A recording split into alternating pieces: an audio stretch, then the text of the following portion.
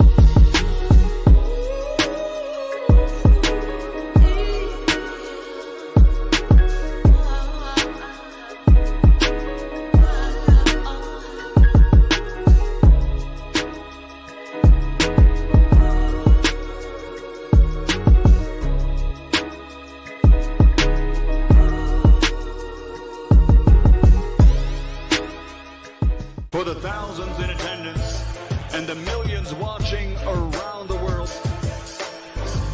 ladies and gentlemen, let's get ready to rumble! Yeah. What's up, family? This is our boy, Coach Malachi Williams in the building. And we back. True Media Boxing Radio, we are back. True Media Boxing Radio, man. We back, man. We back up in this bitch, man. Bro, look here, man. It is what it is, man. No, they say the angel of death has come with a sword, and the sword is dripping with blood. That's what it says. You know what I mean? That's a metaphor, a parable, so to speak. You get what I'm saying? So it means that we mean business today. It means that we mean business today, and we ain't taking no shit. You get what I'm saying? Not today. I told you guys yesterday what it was gonna be today. Shout out to Henry Brown. Hey, okay. Dropping that quarter of a bam dub on your boy. Hey, Leroy! Super chat received. Playtime's over, boy. Henry Brown says, if this is true, and it is, he say, it reminds me of when Hulk Hogan turned heel, joining the Outsiders, going on to become Hollywood Hogan and the NWO for life. Yeah, I remember that, and you know what I mean? You know what I mean? They what they say, NWO for life. I remember that. They used to kid me with that, man. Big Nash, Razor Ramon. Hey, yo, you get what I'm saying? You feel me? Down from the bar, there's a platform stage. People pimping, sharp as razor blades. Shout out to Henry Brown. Hey, okay. Dropping that quarter of a dub. He said, I see everyone yelling 313, but 213 up in his house. He said hip hop started in the West. Ice Cube would be telling through the East without a vest. Yeah. I remember Q said that. That was on the West Side. That was on the West Side Connection album, I think. West Side Connection album. Shout out to the Undisputed Talk, man. The Undisputed Talk, boy, it's going to be cracking today, boy. It's going to be chunky up in here today. Today is going to be chunky. It's going to be chunky. Chunky. You know what I mean? It's going to be chunky up here today, boy. I can promise you that. Listen, the thumbnail and the title, woo, Lord, but it's going to be hot. Shout out to Miss Parker. Salute to Miss Parker. True. Who is this? Let me see who this is. This is somebody new. See if this is a troll or not. We'll see. We're going to find out. Right now. Okay. All right. Anyways, we're going to let everybody come in a little bit. We're going to get into this show. Shout out to Big Stalks. What's going on, fam? Big Stalks. Daniel Agnew is in his BI. Miss Parker. Green Eyes P. Lisa Bells. What's going on, sis? Shout out to Rod. Shout out to salute to Rod. Shout out to Jamie from New York. Lisa Bells in this BI salute. Shout out to who else we got? Summer in November. What's going on, sis? Shout out to Summer in November.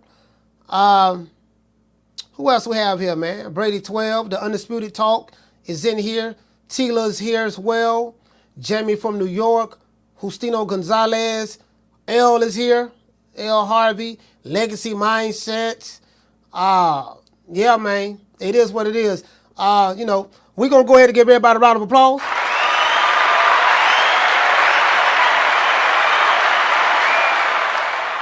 Shout out to the villain. Shout out to the lovely Miss Connie.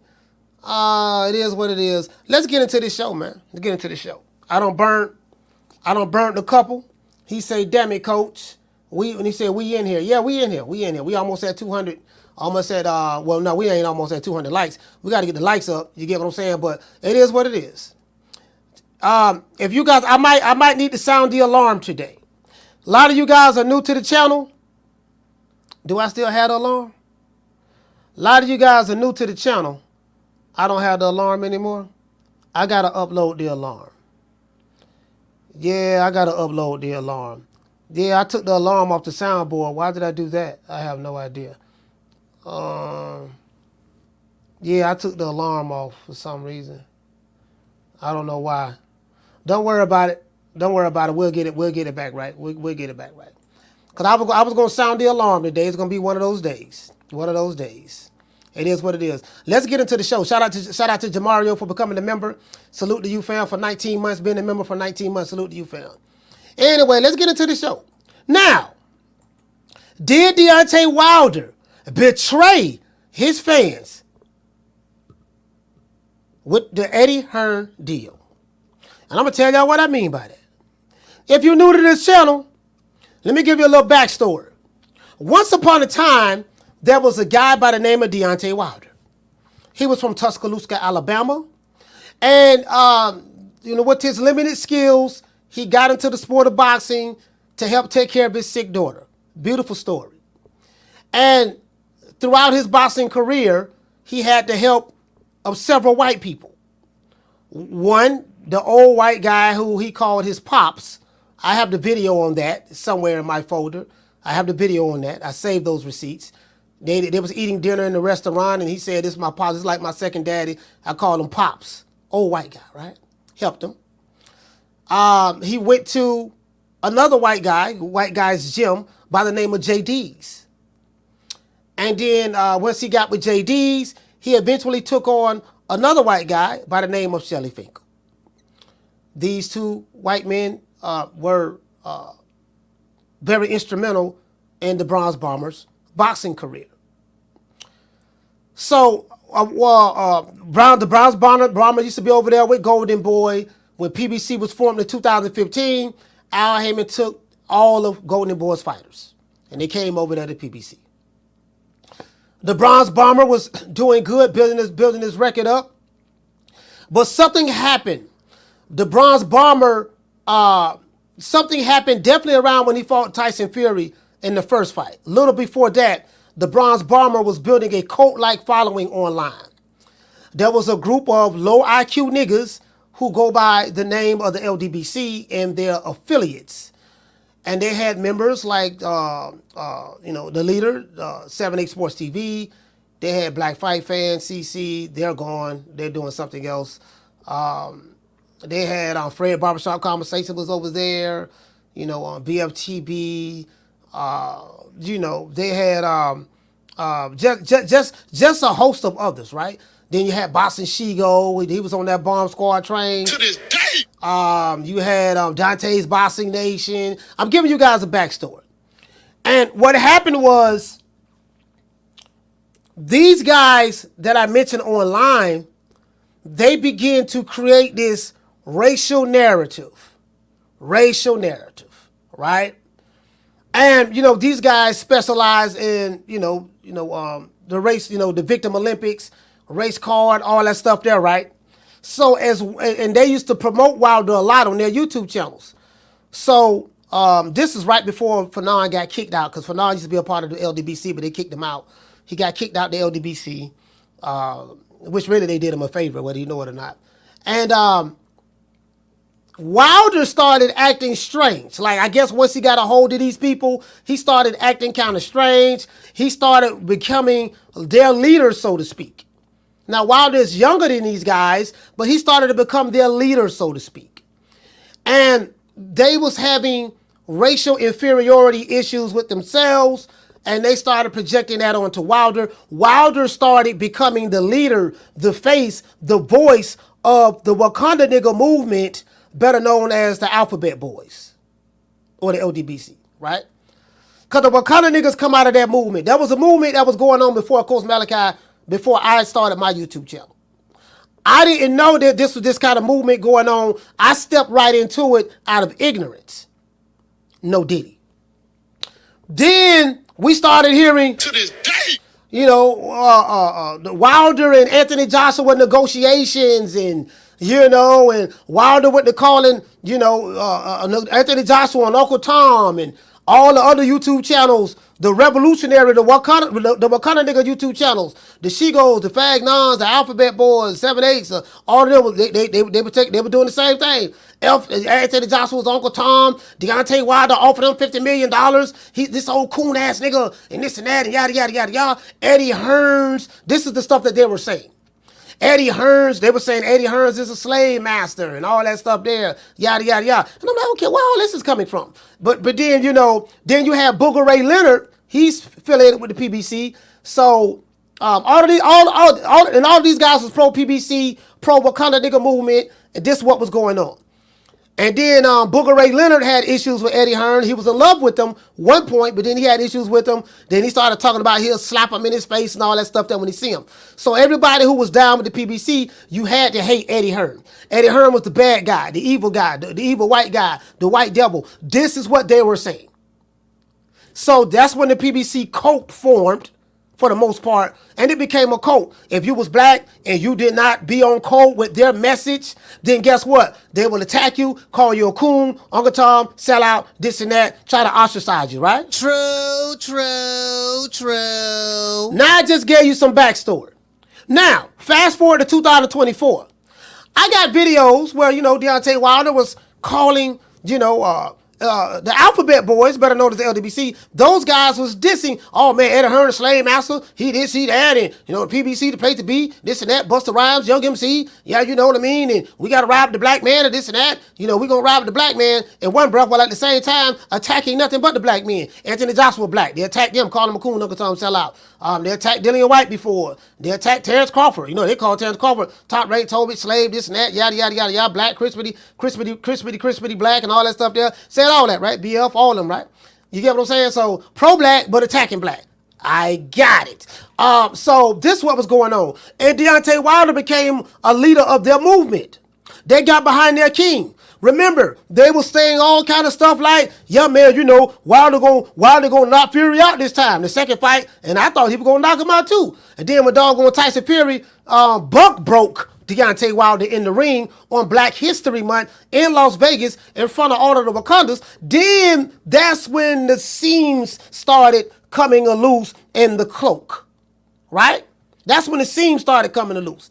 And then we started hearing all the excuses. Started hearing Glove Gate, started hearing Baby Mama Gate, or Spike Water Bottle Gate, Crab in the Bucket Referee Gate, you know, Disloyal Trainer Gate, you know, Juju Gate, you know, just all of these different gates, right?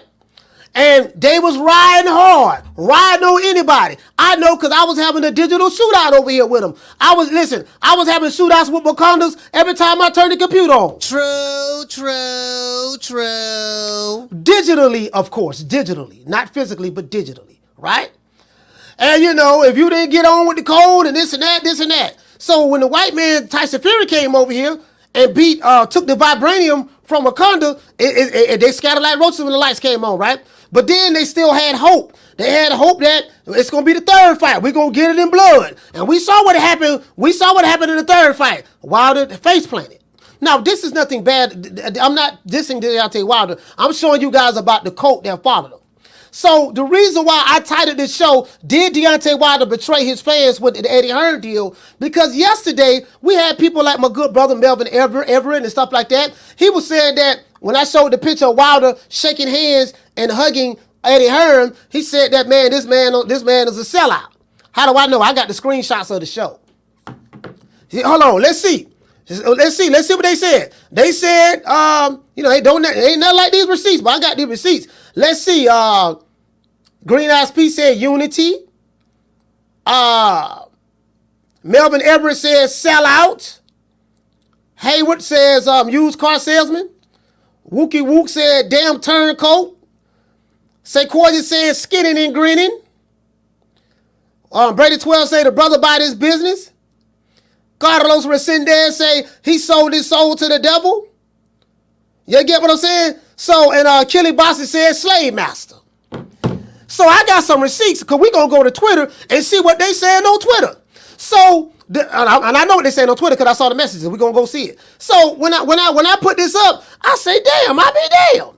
Then I looked at a video this morning from 7-8 Sports TV. They was calling, Eddie Hearn the devil. He's the devil reincarnated and all this stuff there. Slave master.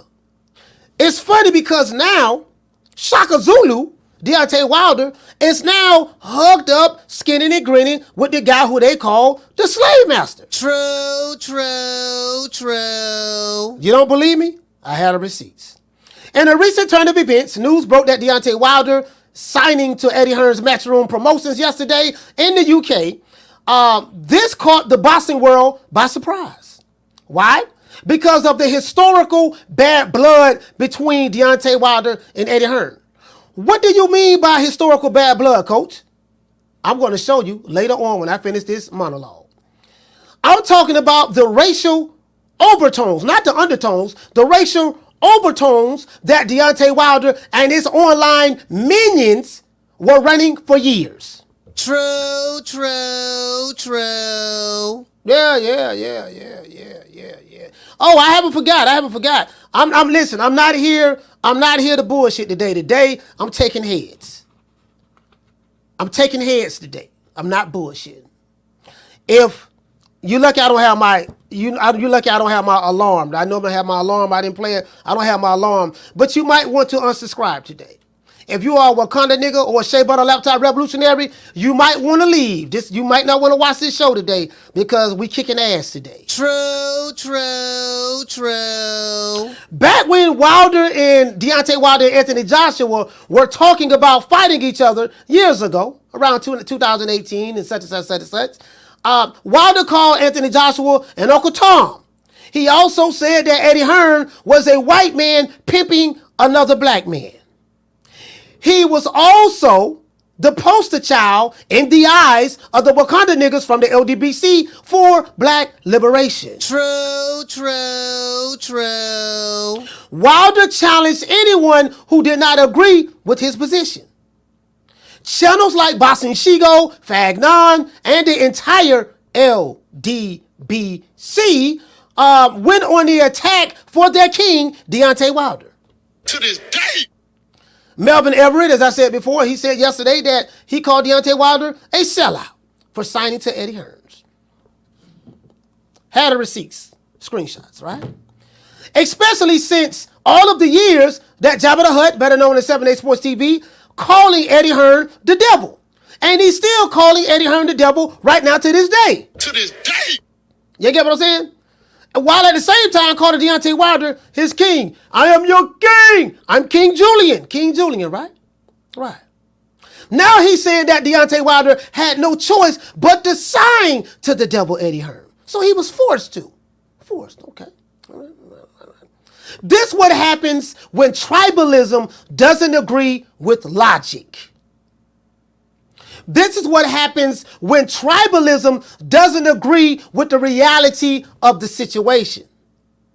When you look at things for what it is, hold on, let's put it this way. When you look at things for what you want it to be, instead of looking at things for what it is, it allows confirmation bias to seep into your feeble-minded brain. It allows the denial of critical thinking skills to be exercised. True. At the Eddie Hearn's 505 press conference, the king of Wakanda, Deontay Wilder, acknowledged that he's been through a lot since those Tyson Fury ass whoopings. True. Wilder also said that come the night of the fight, we will see if I still got it or not. I had a receipt. I'm going to play it. So it appears that Wilder has been doing some soul searching. Hopefully, the fellow Wakandas from the Alphabet Boy community, better known as the LDBC, and their affiliates, because you have guys who are not a part of them, but they use their talking points. They are affiliates. They have been Wakandized. Hopefully the fellow Wakandites from the Bomb Squad Nation will do some soul searching as well. To this day. Why? Because it's obvious that their king no longer wants to lead the revolution anymore. No more leading against the big bad white man, the big bad white devil, Eddie Hearn. Malik Scott said in a recent interview, I have that receipt as well. He said in a recent interview that Wilder's perspective has changed over the years. That comes with maturity. As you get older, you don't view the world at 40 the way you did at 20. As you get older, you mature more. You start to evolve, start to mature. You start to see things differently, right? Once you live life long enough. Malik Scott said that he wants Wilder to have a violent mindset. I want him to be violent. He's going to fight Big Bang Zane. That's what he said, right? He doesn't want the nice Deontay. Wilder is gun shy. This is me. Wilder is gun shy, and he's past his prime. But we'll see how this fight plays out between Wilder and Big Bang Zane. Personally, I got Zane myself.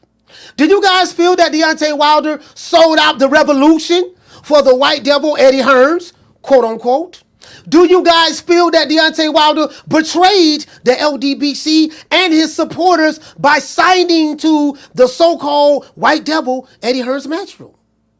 Or do you guys feel that Wilder woke the fuck up and he did the right thing? Let's get into the show.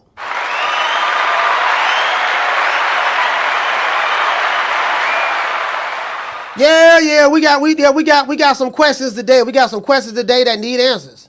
Lucy, there's some splaining to do. Shout out to Jamario, salute fam. Shout out to Mr. Gumbo. Hey, okay. For dropping that half for bam, dub on your boy. Hey, Leroy! Super chat received. Playtime's over, boy. He said, Coach, please turn Riley loose with no plead the fifth. 1, 2, 3, 4, 5. Shout out to Henry Brown. Hey, okay. For dropping that quarter of a dub on your boy. He said Wilder can get a lucky punch, but I got Big Bang Zane by TKO if he stay close and away from his power. And then Wakanda Cat, fake hype, give them money and weed. Okay. All right. Down from the bar, there's a platform stage.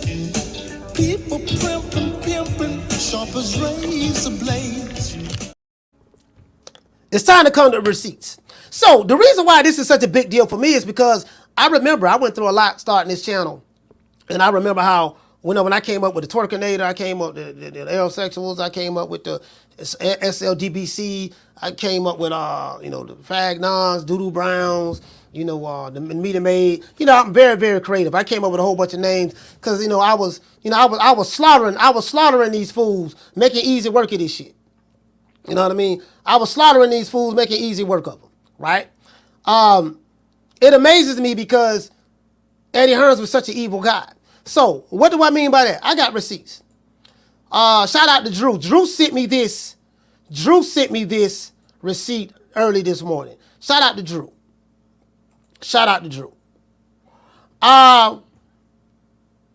Let's see. Drew sent me this right here. Which one he sent me? That's Ring IQ. That's something else. That's Ring IQ. That's this guy right here. Let's see what's up. Let's see what's up. So here we go right here. I want you guys to hear this. I'm going to let you guys hear this. Let's go right here. Let me share this right quick. I want you guys to hear this. Because I don't want... Is this it right here? No, that's not it. This it right here. I want you guys to hear this. Listen to this audio. And tell me what do you think. Jerron Boots Ennis has just signed a deal with Eddie Hearn, Matchroom Boxing. Lord have mercy. If this is true, ladies and gentlemen, this dude Eddie Hearn, I can't stand him. I know he is the devil, not a devil, but the devil. But this dude here is on some serious takeover business right now. So, what you just heard, this is a recent snippet that someone sent me. You heard the voice of Butter Biscuits and Crumbs. Butter Biscuits and Crumbs, better known as Jabba the Hutt, better known as 7A Sports TV. You just heard the voice of Butter Biscuits and Crumbs. Let me play it again. I don't want nobody thinking I'm making this up. Jerron Boots Ennis has just signed a deal with Eddie Hearn, Matchroom Boxing. Lord have mercy. If this is true, ladies and gentlemen, this dude Eddie Hearn, you know I can't stand him. You know I know he is the devil, not a devil, but the devil. But this dude here is on some serious takeover business right now. All right, so he says that Eddie Hearn is the devil. So now, why is this important? Their king, Deontay Wilder, the king of Wakanda, just signed with, quote unquote, the devil, according to Jabba the Hutt. Follow me. Let's go right here. This is another receipt from Jabba the Hutt. Let's go.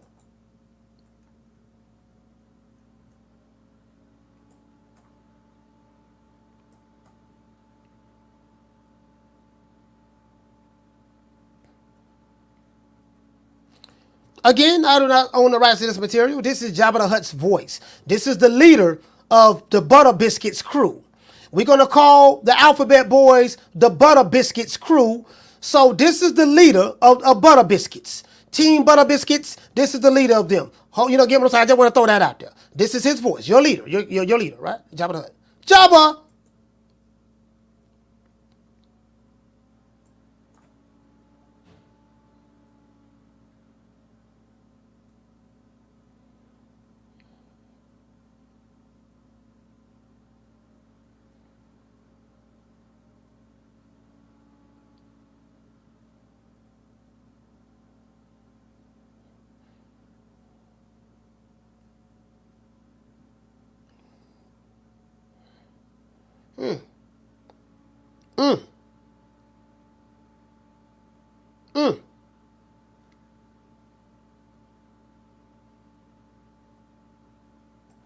Now, you heard what he said.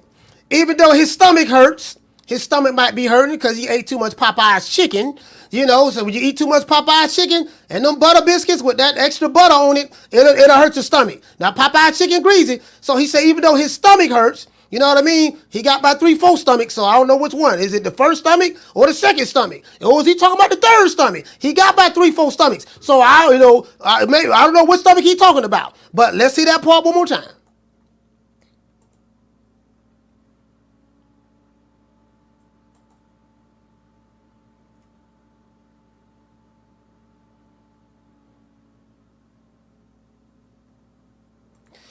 Oh, you said y'all can't hear? Hold on. My bad. I thought y'all can hear this. Y'all can't hear? All right, y'all can't hear. My bad. Let me play it right here. Y'all can't hear it. Okay, cool. Yeah, cause I gotta let y'all hear this. Y'all can't hear it. All right, cool. No problem. I got you. Don't worry about it. I got it right here. I'm gonna play it right here. Where's that? Hold on. Where's that? I'll play all this here. I got you. I'm going to play it for you right here. I got it. Y'all can't hear it. Let's go.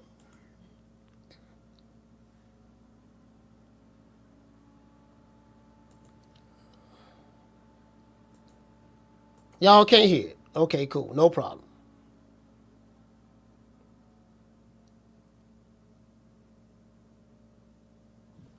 But Deion, he's going to be there to get hit now. There's a while to come. And I'll be back. Wait. Hold on, let's see what's up.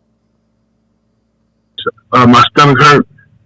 Seeing Wilder up there. Hopefully, there's no injuries or nothing, no weirdo stuff going on, and everybody get to go ahead and come into the ring healthy, and we get to see Deontay Wilder come out on top. That's what I'm backing. That's what I'm riding with.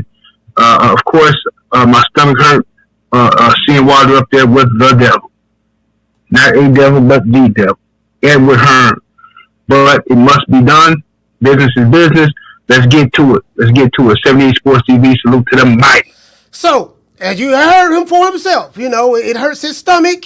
As I said before, the guy got about 3-4 stomachs. So I don't know which stomach is hurting. Is it the first stomach or the second stomach? Is it the third stomach or the fourth stomach? You know, which stomach is hurting? And I'm pretty sure the reason why that stomach hurting, because eating that greasy ass Popeye's chicken and them goddamn butter biscuits with jelly on it. True.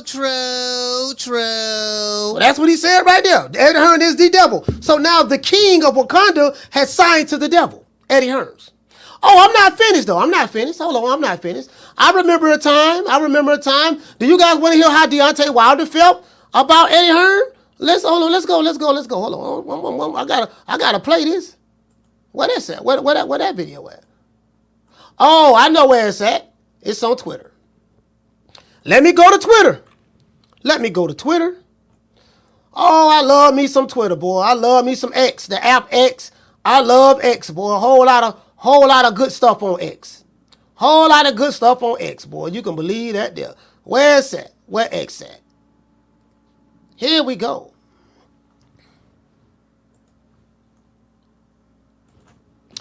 There was a time where, you know, Deontay Wilder thought Eddie Hearn was the devil.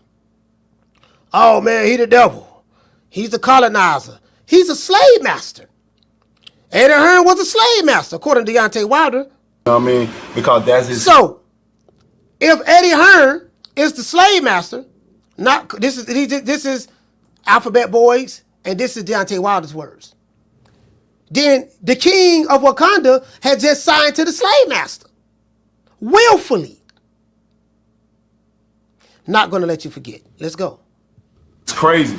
And I just feel sorry for the fighters that's under their stable, you know what I mean? Because that is his true mindset, to be a slave master. And like I've said it before, that's another thing I've told them during the Joshua the negotiation stuff. I said them slave masters.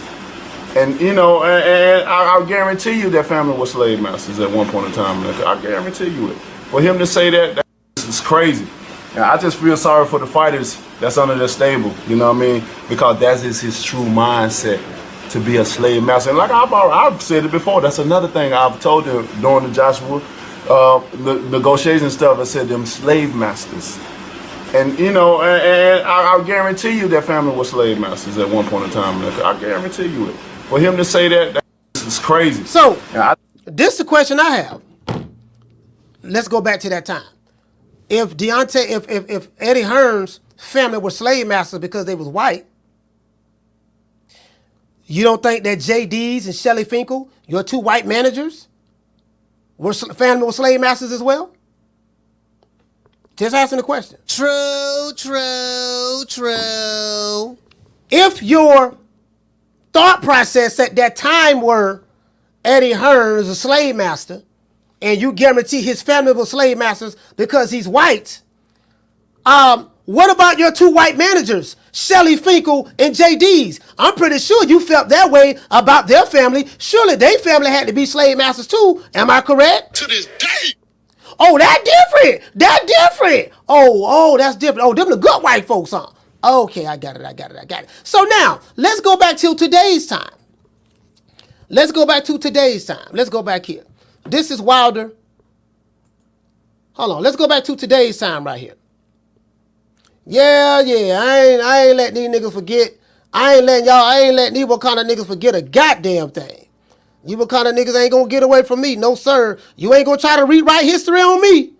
I've been through a lot, you understand me? And I've had to regroup, I've had to get myself together, and things just don't change overnight. Things don't change for the next fight or so. You have to keep working, you have to keep pushing, you have to keep working, you have to keep pushing, keep working, keep pushing, until you get what you want. And I'm at this point in time where I'm narrowing it down. And come the night of the fight, we'll see if I got it or not. This fight, I'm holding it as my last stand, my last chance, you know, and that's what I'm taking it accordingly as, you know. And I'm just ready to do what I'm known to do. You understand? To be the Wilder that I am. You know, I lost my love and the passion for this business. I lost my hunger for so many different reasons. So this is Wilder. This is his speech he gave yesterday at the signing, and when they took the mask off, he lost his passion, and this fight is going to, he lost his hunger. This fight is going to tell whether he still got it or not. This is what he said in this here, right? And I'm gonna tell you what lost his hunger for him. It was a gypsy who I don't like. I don't like Tyson Fury at all. Like, you guys know that. I don't hide my displeasure of the guy. Don't like him. But I can't take nothing from him from a boxer. He's a good boxer. Can't take nothing away from him for that, right? His fans is delusional as hell as well. But I digress. What killed his hunger was Tyson Fury. When I found you, you was like a big house contemplating about killing yourself. So don't you ever forget who brought you back to big time boxing. That guy. When you ran up on him and he put hands and foots off in your ass on Black History Month. Black History Month in Las Vegas. You ain't been the same since. And then when you came back the third fight, he finished you. So that's what knocked the hunger out of you. It was that. But I digress. Let's continue. Those are the words of Deontay the Bronze Bomber. Shout out to Counterpunch Boxing. He had recorded it because I couldn't find it. But salute, man. Let's give everybody a round of applause.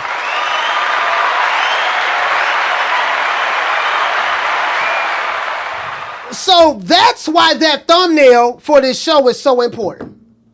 Because these were the narratives that was being pushed from the Wakanda niggas online.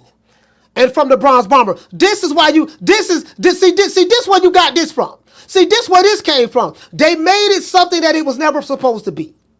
These niggas that participated in the Victim Olympics, they made it something it was never supposed to be. And Wilder was pandering to these broke niggas online. To these butter biscuits, eating ass niggas online. He was pandering to them. The alphabet boys. He was pandering to butter biscuits and crumbs, the butter biscuit and crumb community. He was pandering to them. And he ended up getting his ass whipped. Don't ever forget, when I found you, you was strung out on coke. When I found you, you was like a big house, contemplating about killing yourself. So don't you ever forget who brought you to big time boxing. I drugged you back. I brought you back. I provided food and put food on your table for your family to eat. And I'm doing it for the second time. So don't you ever forget that. Now, goddammit, now what you see? What you see now? You see him cheesing, you see him skinning and gritting. Now I let you hear where he said that Eddie Hearn was the devil. He's a slave master. So what makes a black man from Tuscaloosa, Alabama, that have two white managers, stands for years be that Eddie Hearn is a slave, a devil, this and that, his people own slaves. And then you willfully go over there and sign with him. Not only do you sign with him, but your white manager, Shelly Finkel, was right there with you. Deontay, you gotta forget about that Wakanda shit, Deontay. The gig is up. We're going to have to get the money. This is Shelly Finkel. You know how Shelly Finkel talk.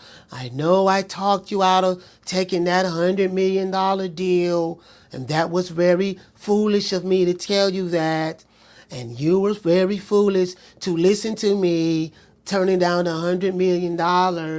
But hey, at least now we get another opportunity to fight on the zone with the Saudis, but this time we're going to sign a one-fight deal with the slave master, the colonizer. Sorry about that. With Eddie Hearn, Matchroom Boxing, and he's going to be the one that introduces you, and he's going to make you a captain of his 5-on-5 team. True. Yeah. No. I'm finna drop these phone lines, man. Shout out to Henry Brown dropping a $2 super chat. He said we didn't hear Jabba the Hutt. Yeah, I just played it, fam. Shout out to Jasper. Hey, okay. Dropping that half a dub. He said Wilder looked like he aged overnight. Zane brought Blue to KO. Hey, man, it is what it is. Shout out to James Bash. Hey, okay. Dropping that quarter of a dub on your boy. He said, peace, coach. He said $120 million in slave wages. Yeah, I got that video, too, where he said that was slave wages. All these broke niggas on YouTube, yeah, nigga, I can't turn that money down. $100 million, he did right by turning the $100 million down. He listening to some broke niggas on YouTube who got a net worth of 2 figures. Trying to pander to these low IQ niggas. The Wakanda niggas. Alphabet boys. Pandering to them. With their digital online revolution. Only to end up over there with the colonizer. Oh, man. He said, peace, $120 million slave wages. He said, damn, can't believe he fumbled the heavy bag. Only to be here with Eddie Hearn. I still got him beating Zhang, though. Yeah, he don't stand a snowball chance of hell of beating Zhang, in my opinion. I ain't got no faith in Wilder no more, man. Like, I'm just being honest with you. Down from the bar, there's a platform stage. People pimping, sharp as razor blades. Not as no boxer. Not after that last shit I saw. The last shit I saw was this. Hammer punch. Last shit I saw was that. So that tells me shit. All you gotta do is be front foot dominant, step to him, and get him on that back foot, and that's what you're gonna get. Do you get what I'm saying? Nah, I ain't, man. Shit, I ain't betting on that dude, man. I ain't betting the motherfucker. I'm betting on Zhang. I ain't stupid. Anyways, before we get into the show, we got to say all praises due to the Most High, the Most Exalted, the greatest human being on the planet Earth, Mr. Al Heyman. Well, you know, I guess I got to be like everybody else and saying Al Heyman. I can quit my job now, baby. 6 figures, baby. You feel me? But a name. Do you have a name? Oh, nah, I ain't got no name, you know. Name them names, man. They know who they is. Name them names, please. The names need to be named. They know who they is. The Mexican monster. Yeah, man. Yeah. Y'all fuck that. I ain't shit. I ain't fuck. Nigga, I'm done. I'm done. I am done. You get what I'm saying? Like, listen, Wakanda is dead. That shit over with, bro. That shit is over with. The vibranium gone. Black Panther gone. Nigga, it's over. Stan Lee and Jack Kirby, they gone. I think they passed away too. Nigga, that shit is over with, boy. It's over. All right? Listen, it's over.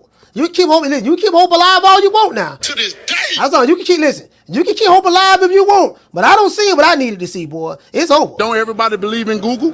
Go Google that shit. Yes, sir. You know what I'm talking about. Y'all all know what I'm talking about, man. I did call it the way I see it, dog. I say what I say, and I deliver it. Yes, sir. Ran off on the floor twice. You know what it is. You just sit here, you don't know what I'm talking about? To this day. Really, though. True. We finna get ready to drop these phone lines. We got over 200 likes. I'm finna get ready to drop these phone lines. We're gonna pay some bills. And when we get back, we're gonna drop the phone lines.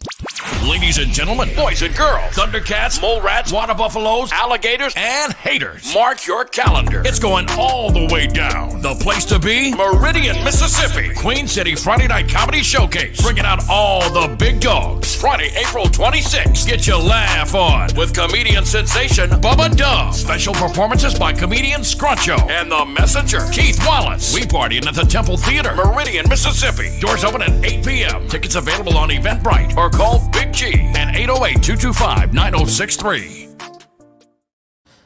Shout out to Jit Stanfield. Hey, okay. For dropping that dub. He said, my bad for going off topic. He said, you probably addressed this already. He said, what do you think about the fight with Tyson and Jake Paul? I mean, you know, it's a fight between those two. I got Mike Tyson winning. You know what I mean? That's what I think about it. You know what I mean? It's an opportunity for him to get some money, make him some bread.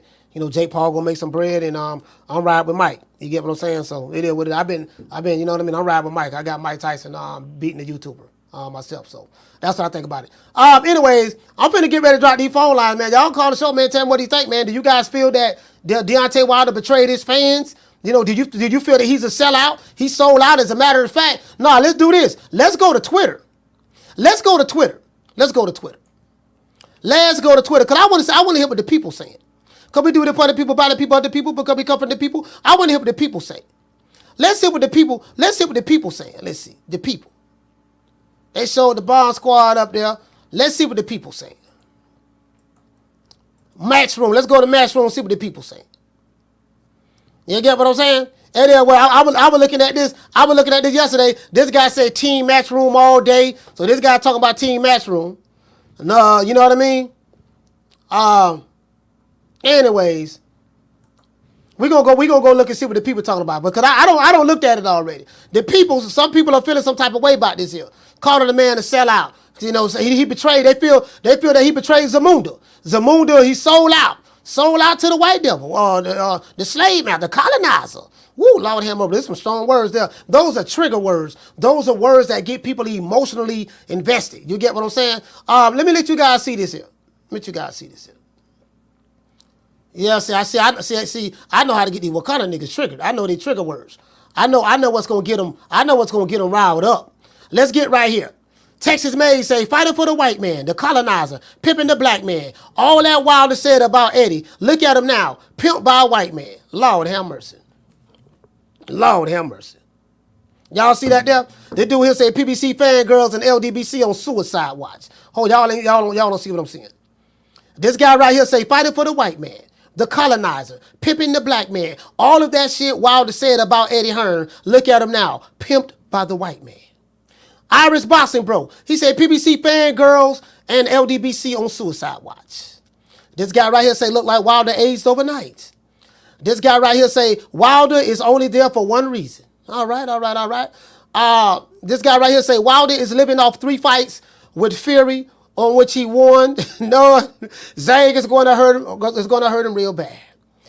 All right. He's definitely no longer in it for boxing. Yeah, pretty much. He said Eddie Hearn as he says. He said all the respect to Wilder for taking the fight and not calling Zhang a single racist slur.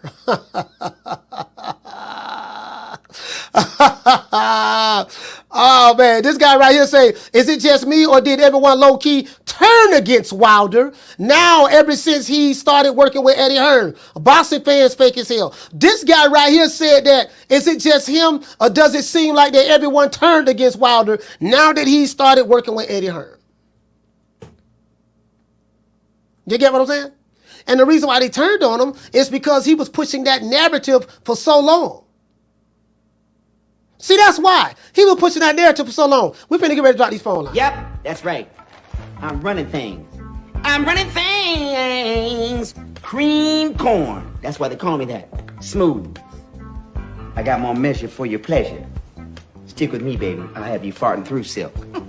And let a nigga mess with me. I'll jump on him. All 93 pounds of pure dynamite.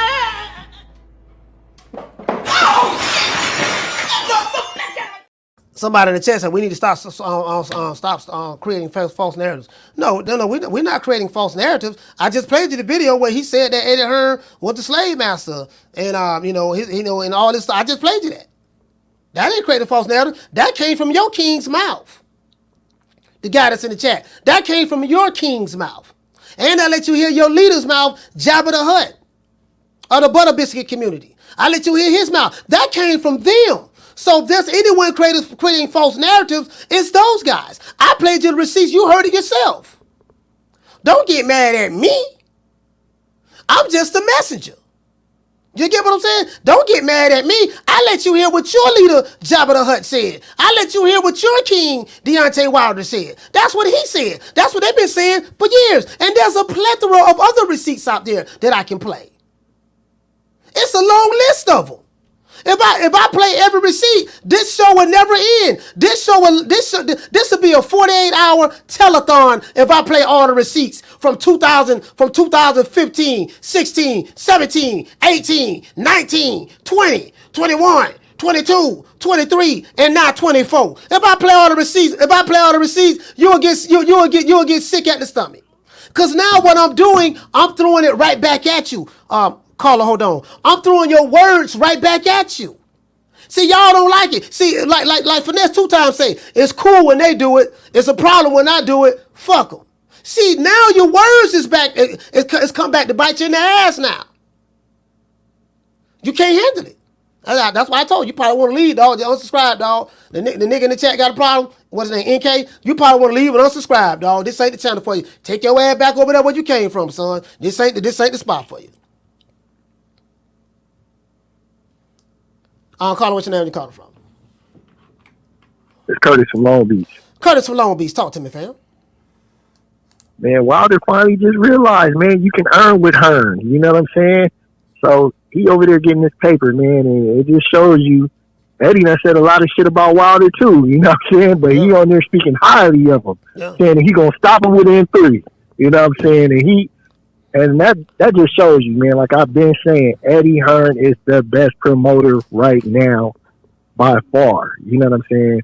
Because he didn't think very highly of Wilder, and now he in there talking highly of Wilder like he ain't said none of that shit. You know what I'm saying? So, you know, he could promote his ass off, man. And, you know, not only did he bring Wilder over, he made him the team captain. The team captain. Y'all King is the captain. Team captain. The team captain of Matchroom. Yeah. You know what I'm saying? He's the leader. Yeah. You know what I'm saying? He's the leader. And it's a big ass car. He's the leader. He's the leader of the Slave Masters team, Eddie Hearn. True. That's what he said. So that's what he said. Y'all, that's what he said. That's what he said. Yeah. Y'all already let the people that Wilder had it the first time around talking about turning down 100 and something million. Mm-hmm. You know what I mean? So man, let that man get his money and be happy for him, man.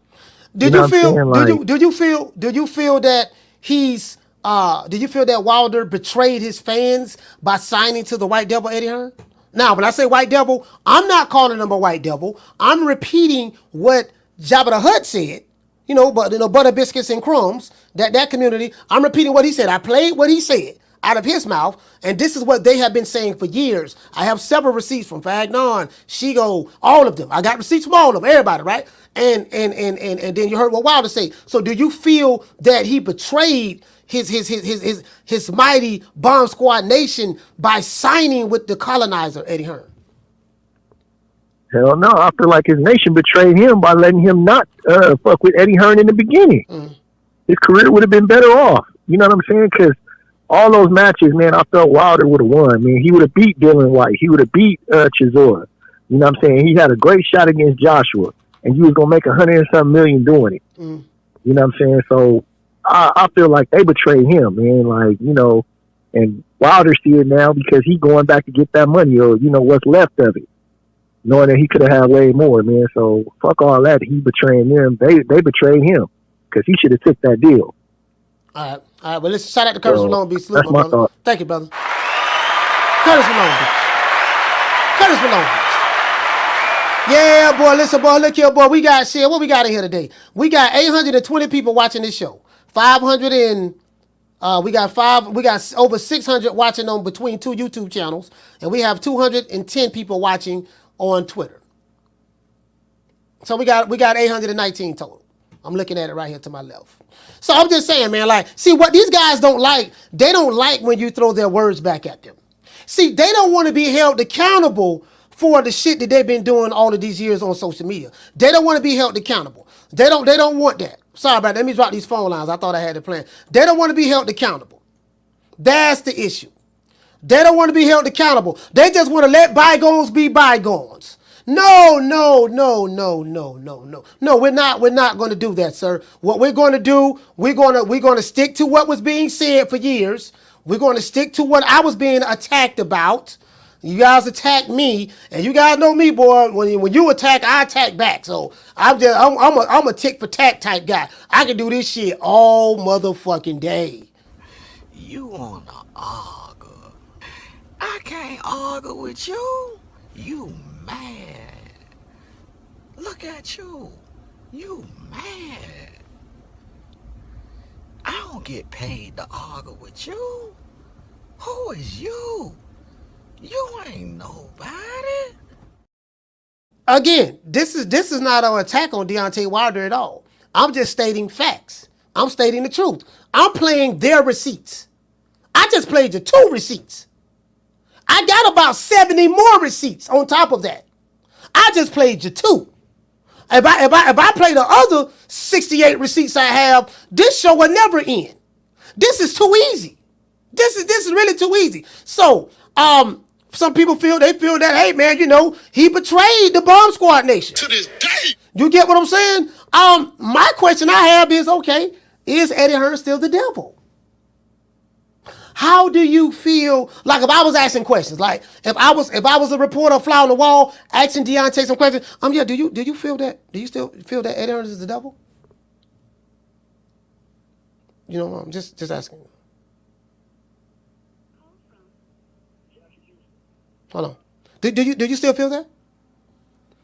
You know, do you feel comfortable working with the slave master? I'm just asking. You know, Carla, what's your name from? Caller, what's your Oh, name? this Jackie Houston calling from Florida. I'm back, Coach. What's happening? Man, Jackie Houston calling from Florida. Talk to me, brother.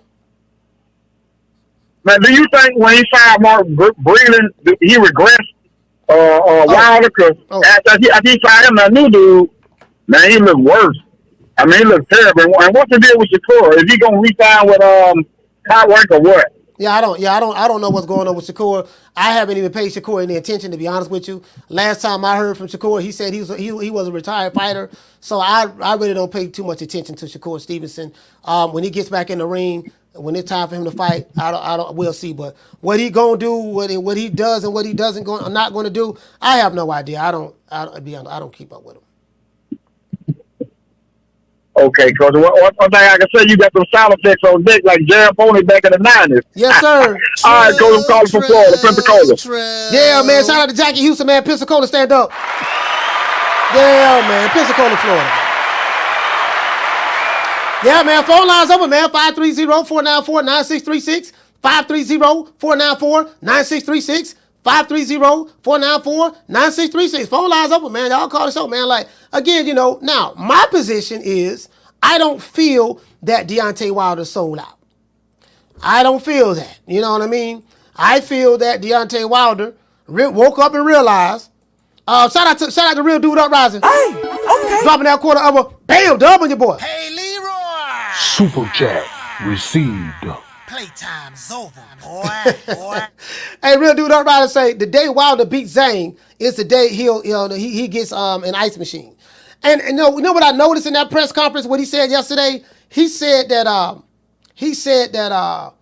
this fight would tell whether I still have it or whether I don't. So this gonna be the last fight. This particularly be the last fight. He's not the same person anymore, and he's not the same person since Tyson Fury. Let's not diminish what Tyson, bro. Like that Tyson Fury fight, Real Dude Uprising, took everything out of him. His pride would not allow him to let it go after the first fight. And because they didn't want to work with Anthony Joshua, because Eddie Hearn was the devil and all that stuff there, they kind of like try to freeze Joshua out. I remember this shit. We gonna make our own big fight, me and Tyson Fury. We don't need Joshua.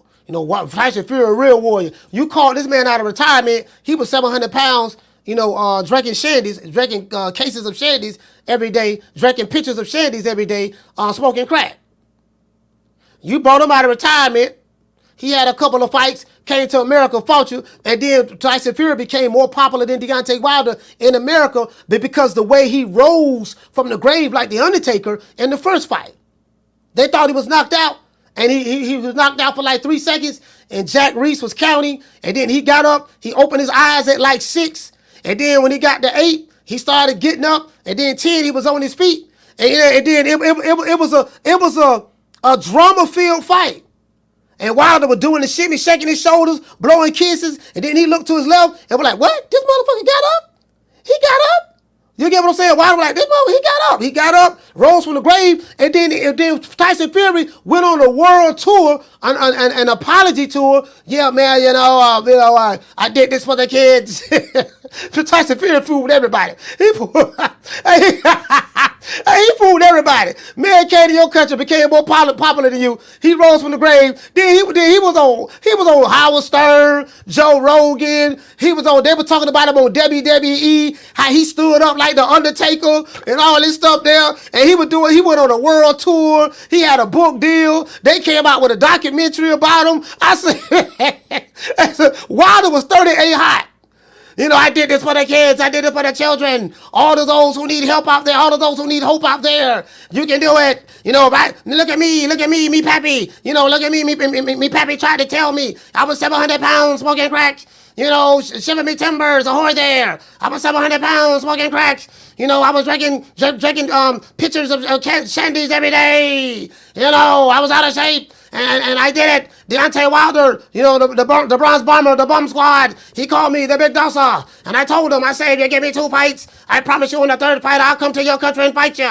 Me's a fight. I'm a fighting man. I'm a fighting man. They brought the gyps over there. He came, the shit backfired. He came up. Wilder didn't want to let it go. Wilder didn't want to let it go. You ran the man down and talked the man into ass whooping. You know what I mean? And then you ran it back with him, and then he knocked you out and had everybody thinking you were dead. Because I damn sure thought you were dead that third fight. I was like, God damn, he don't kill him. Carla, hold on. I'm like, God damn, he don't kill the man. Shit, you know what I mean? So listen, them Tyson Fury fights took a lot out of him. Shout out to Keith's Bulldogs. Hey, okay. This show is sponsored today by Keith's Bulldogs. He dropped a half for Hundo. For dropping that half for bam, Hundo on your boy. Hey, Leroy. Super chat received.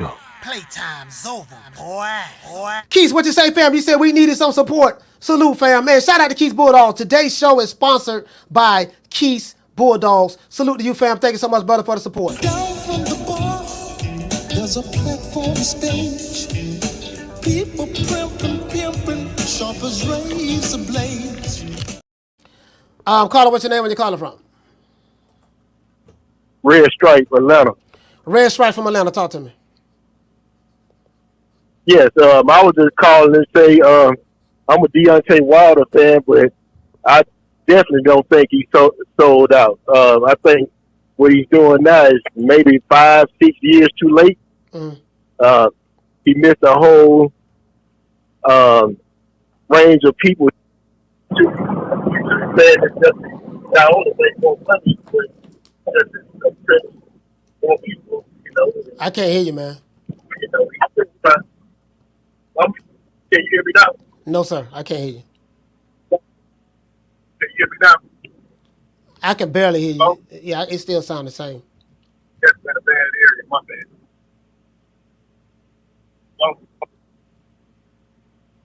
Yeah, just call back when you get out of that area. All right, he got a call back. Shout out to Red Stripe, man.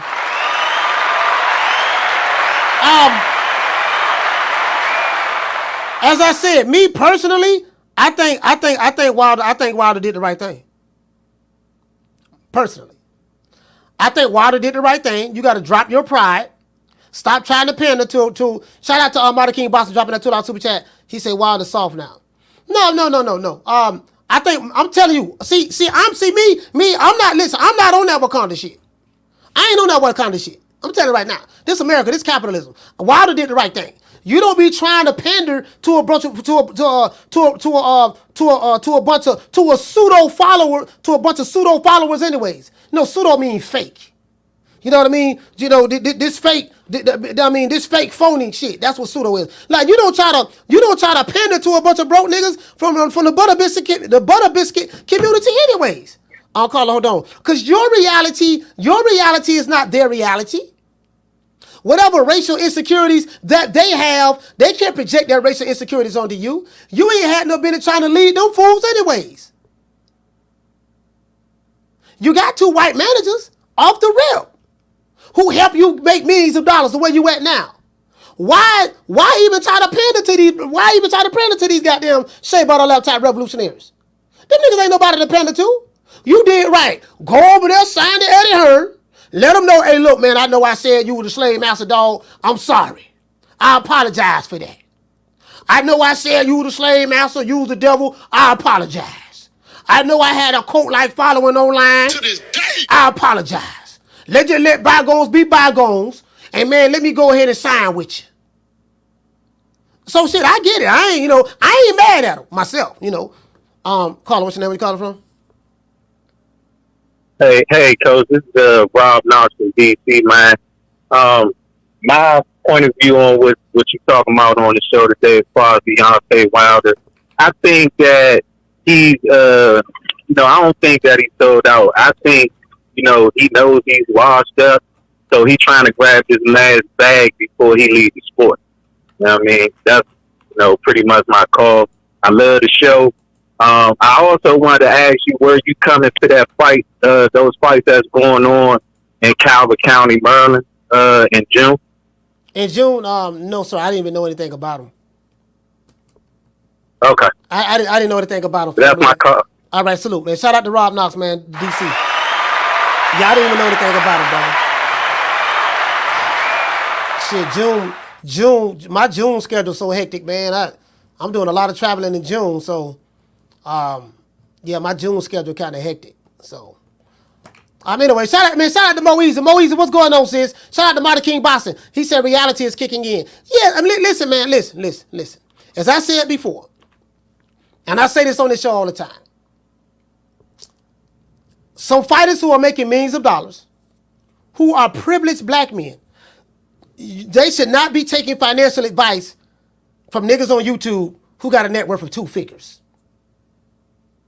6 and 7 figure niggas don't take advice from 1 and 2 figure niggas. True. Nigga, you cool. Listen, all they gonna do is call you some names. That's about it. You know, the names ain't gonna, you can't call, hold on. All they gonna do is call you some names. That's about it. The names don't mean shit. They hold no power. You get what I'm saying? Yeah, nigga, you this, you that. You this, you that. Yeah, but your king is signed to Eddie Hearn. You heard what Jabba the Hutt say. He said, man, it hurts me to my stomach. Even though it hurts me to my stomach, and I got 4 of them, but it hurts me to my stomach that, you know, he signed to the white devil, Eddie Hearn. But it is what it is. He did what he had to do. Like, really? Caller, what's your name? Where you calling from? Randy from the UK. Shout out to Randy from the UK. Talk to me. Hello? Yes, sir. Talk to me, fam. Well, yeah, I don't think he's sold out. Like, it makes no sense to be loyal in boxing.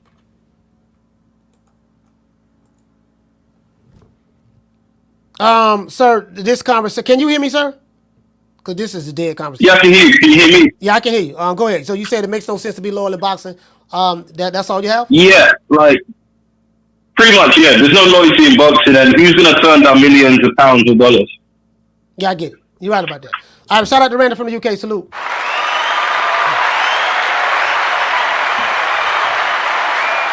Yeah, man. So no, you know, he did the right thing. He did the right thing. Listen, man, don't be sitting there listening to these goddamn niggas trying to pander to these niggas, all that stuff there, because you trying to create a perception that, yeah, man, I'm standing 10 toes down, dog. Yeah, man, I got the man. I don't want them looking at me no any kind of way. Who gives a damn about what the hell them niggas think about? Yeah, man, my stomach's hurting. My stomach's hurting right now. You know, you heard Jabba the Hutt. Y'all heard Jabba? Yeah, man, my stomach's hurting right now, man. It pains me. And again, I wanna give it some context. Hold on. Got another call. Caller, what's your name? Where you calling from?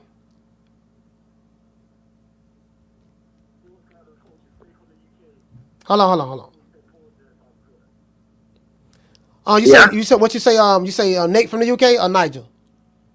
Yeah. It's Nate from the UK. What's good, coach? All right, Nate from the UK, talk to me.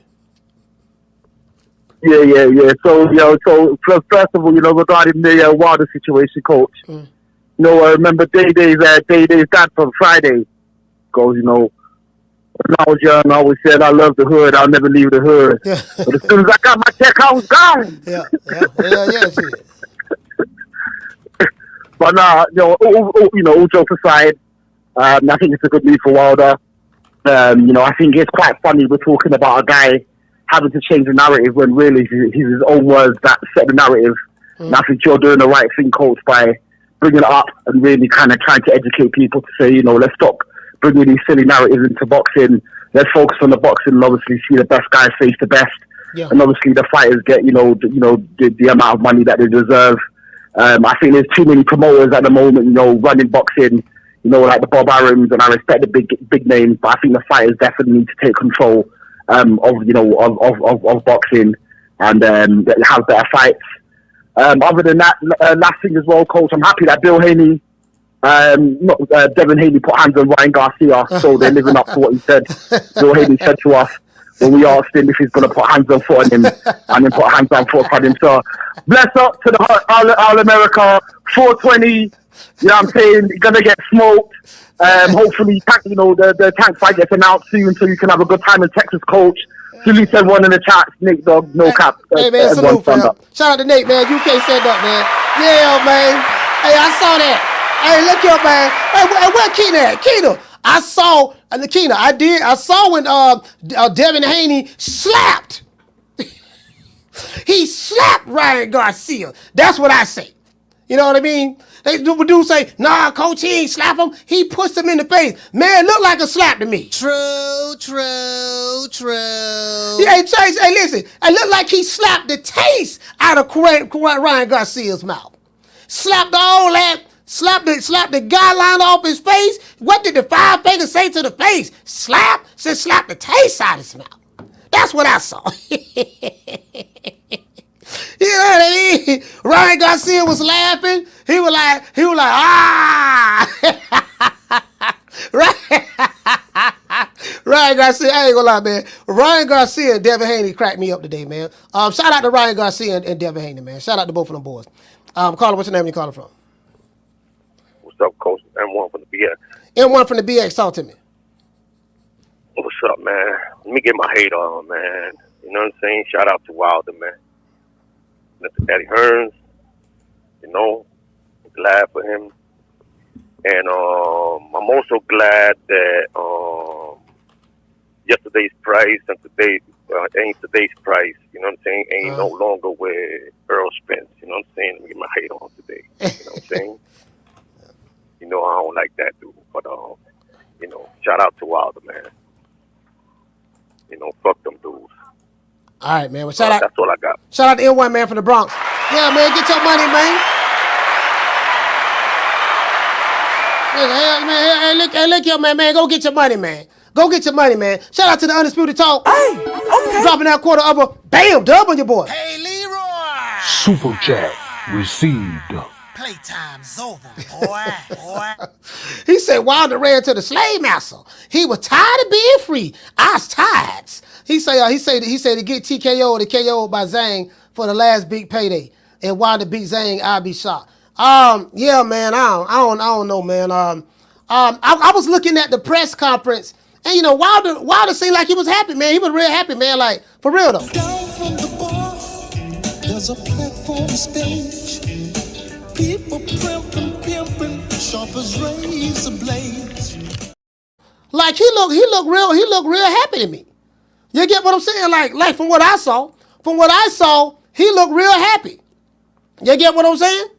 You know, he looked real happy. You know, I mean, like I never would have thought this picture would be this picture. You get what I'm saying? No, he looked real happy right here, man. You know, you feel me?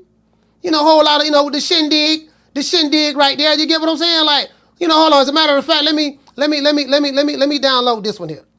Let me download this one. You know, because I got this I told you I got this topic from yesterday. Some people felt like Wilder sold out of this and that. And I'm like, man, come on, man. That man getting his paper, man. You know, I know he went back to the master, but shit. You know, he did what he had to do. You know, we got to keep that same narrative now because that's what was being said. You know, that's what was being said now. So that's all I'm saying, fam. You know, I'm saying what I'm saying. What Coach Malik is saying, I'm saying, look, man, the man did the right thing. You ever seen y'all seen that movie by Spike Lee, Do the Right Thing? Y'all seen Do the Right Thing, right? The man did the right thing. Do the right thing like Spike Lee. The man did the right thing. As you can see right here, I didn't sell out, I bought in. See, Wilder didn't sell out. I don't want nobody from Wakanda calling Deontay Wilder a sellout. He didn't sell out, he bought in. He didn't sell out, he bought in. You know. Apparently the butter biscuits was good over there. Shout out to Yarmus, man. Yarmus, what's going on, brother? Shout out to Yarmus. You know, the butter biscuits was good over there at Matchroom. As Tariq Nasheed would say. Shout out to Tariq Nasheed. That's what Tariq Nasheed and Dr. Umar Johnson say. Tariq Nasheed and Dr. Umar, they be killing me with that. Yes, lick your family. You know, Tariq Nasheed is smack. He'll put that chapstick on. Family. See what it is, family. The tethers are trying to take the resources of foundational Black Americans. And see what it is, family. What happens is when the butter biscuits are better, see what it is, family. When the coons think that the butter biscuits are better, on Master's plantation, then that's when, family, that's when they leave and go astray. Now, those are not my talking points. I'm just making mockery of, people who feel this way. I'm just saying, man, what you expect the man to do? Okay, what you expect the man to do? You get what I'm saying? You go to Popeyes, and you like the biscuits, right? But Popeyes chicken, and then you got Church's chicken. Who got the better biscuits? Church's or Popeyes? I'll let you decide. Caller, what's your name? Where you calling from? What's up, Coach? Martin from Jersey. Martin from Jersey, talk to me. Yo, Coach, I you know what? It's better late than never for Wilder. I think he just realized that if he's the smartest guy in his surroundings, he needs to get new friends. You know what I'm saying? Because he at this point, you need to stop listening to all them dumb dudes talking all that,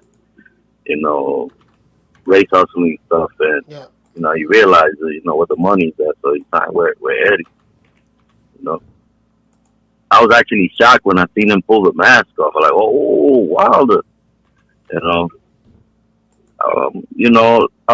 I think he's gonna lose that fight, but it's like Ring IQ. He made a good analysis. Is that Zane will give him a chance to release that right hand, because he's not a prolific puncher like they say. Parker could stay busy, constantly throwing punches, and Zane takes the time. But it should be a good fight. Nice fight. I like the card too. The whole card is stacked. It's pretty good fight. Yeah, a lot of guys, people here in America don't know who they are, but it's a pretty good fight.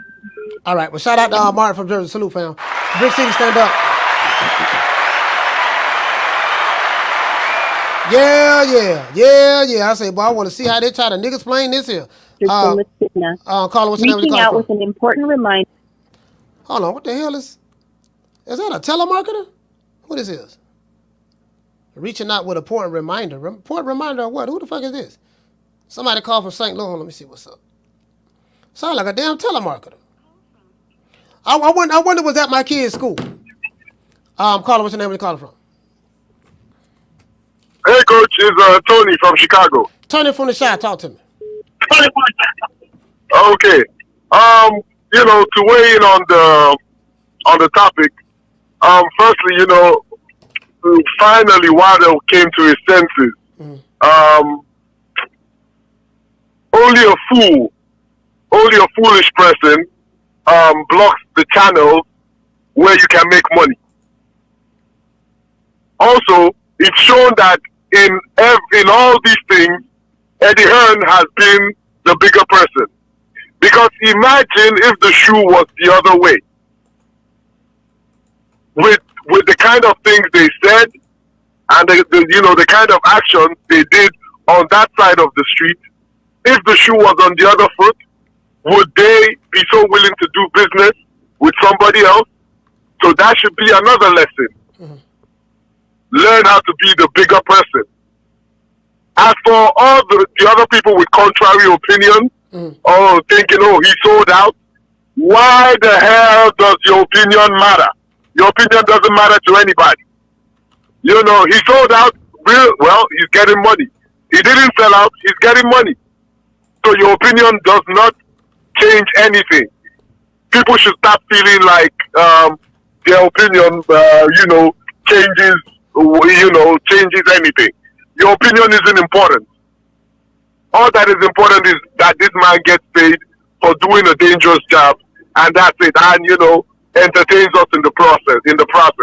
Every other thing is inconsequential. That's all I want to say, Coach. All right, Thank you. Shout out to Tony, man. Now, Tony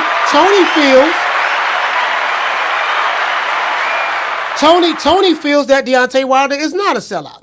Me personally, I'm not saying Wilder sold out. I know Wilder felt like, Joshua was Uncle Tom and, Eddie Hearn, Slave Master, this and that. I know he said all of that. Him and his minions. Him and the Butter Biscuit crew. The Butter Biscuits. We go, if they had an R&B group, it'd be Jabba the Hutt, and the Butter Biscuits. You know how you have Diana Ross and the Supremes. You have David Ruffin and the Temptations, Ralph Tresvant, and New Edition. We have Jabba the Hutt and the Butter Biscuits. And, Jabba the Hutt is the lead singer. He's the one that orchestrates all of the Butter Biscuitry. And the Butter Biscuits, their job is to go around social media and leave digital Butter Biscuit crumbs everywhere. True. That's their job. When the rubber hits the road and it's time to get some money, I told you guys, when these guys up top had this kind of money, they don't do skin color politics. Wilder tried that shit and you still ain't got them. Because you're trying to pander to a bunch of fools on YouTube and on Twitter. You don't pander to a bunch of fools. The same niggas who, yeah man, when when you was at home minding your own business, and and the white man made the statue for you. Hold on. And the white dude made the statue for you, created a statue for you, and all of them came to Alabama to see their king statue. Talk you out of retirement. Came out of retirement, you beat Robert Alenius, and then, you lost to Joseph Parker, right? And so, you get what I'm saying? So Wilder got to do what he got to do for him. He don't listen. He don't owe nobody nothing. Wilder don't owe me nothing, and he damn sure don't owe Jabba the Hutt and the Butter Biscuits nothing. The Butter Biscuits is still at home at their mama's house or at their apartments talking about signing the contract. 60, 40, 70, 30, 80, 20, take whatever we give you. I got shooters. When I see you, it's on site. They still threatening niggas digitally online, but ain't harmed to fly. They still doing that. You living in the mansion. Don't be listening to them niggas. That's all I'm saying. Carla, what's your name? Where you calling from? Yo, Coach, it's Rick from Toronto, man. Yo, you on fire, man, this week. It's only Tuesday, Coach. You killing me with them jokes, man. It's fucking wicked. You having a strong start off to the week, Coach. But seriously, you know what? You're taking it back to the schoolyard days, man. You would be the last dude to be in between a fight because you be instigating shit, and I love it, man. It's fucking hilarious. And Coach, you better watch out, man. Because, if Jabba the Hutt, Fagnon and Seagulls, and if they power up like the Power Rangers up against you, man, I don't know, Coach. I don't know if you can handle that heat. You call it instigating, but really I'm not instigating. All I'm doing is I'm bringing light to the reality of the situation. This is the shit that I've been saying since I started my YouTube channel, and I have been proven right yet again. Just by this particular signing right here. All I'm doing is just playing receipts, and I'm reminding the fools what they said. That's all I'm doing. I stand corrected, Coach. You're not instigating. You showing factual truth to the actual observation. I see what you're saying, man. But in all sense, Butter Biscuits and crumbs. Come on, man. Coach, you killing me, man. All right, shout out to Tony from shout out to you from Toronto, right? What's your name, brother? Rick. Shout out to Rick from Toronto. Salute.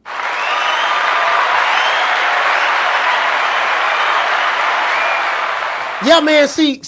What it is like again, as I said before, man. And Yarmus says this all the time. Shout out to Yarmus, because Yarmus say this all the time. He said, "Yo, man, business don't work like that, bro." I keep telling y'all, man, y'all gotta start following this pseudo bullshit, man. These fake narratives, this pseudo shit. You gotta start following these dudes who suffer from who participate in the Victim Olympics and who suffer from these guys have racial inferiorities themselves in their lives, and they like to project. A lot of these guys is losers. They ain't got that going on in their life, so their life is I'm gonna go online and be all I can be online, in chats, and talk tough. Again, as I said before, I've encountered all of these tough guys on YouTube. All of them. These some tough ass niggas, bro. But in reality, all the tough niggas I know, they dead and in jail. All the tough niggas I know, they dead or in jail. Now, you could be tough on YouTube. You could be tough behind the camera. But when the boots hit the ground, you know what I mean? That's a whole nother ball game. So I just called it the way I see it. I'm not going to let these fools forget all the shit they started. What happened? Not going to let them forget that. Especially now that you're king. And as a matter of fact, let's do a recap. Let's do a quick recap. Because I don't want nobody thinking, just in case somebody just tuning in,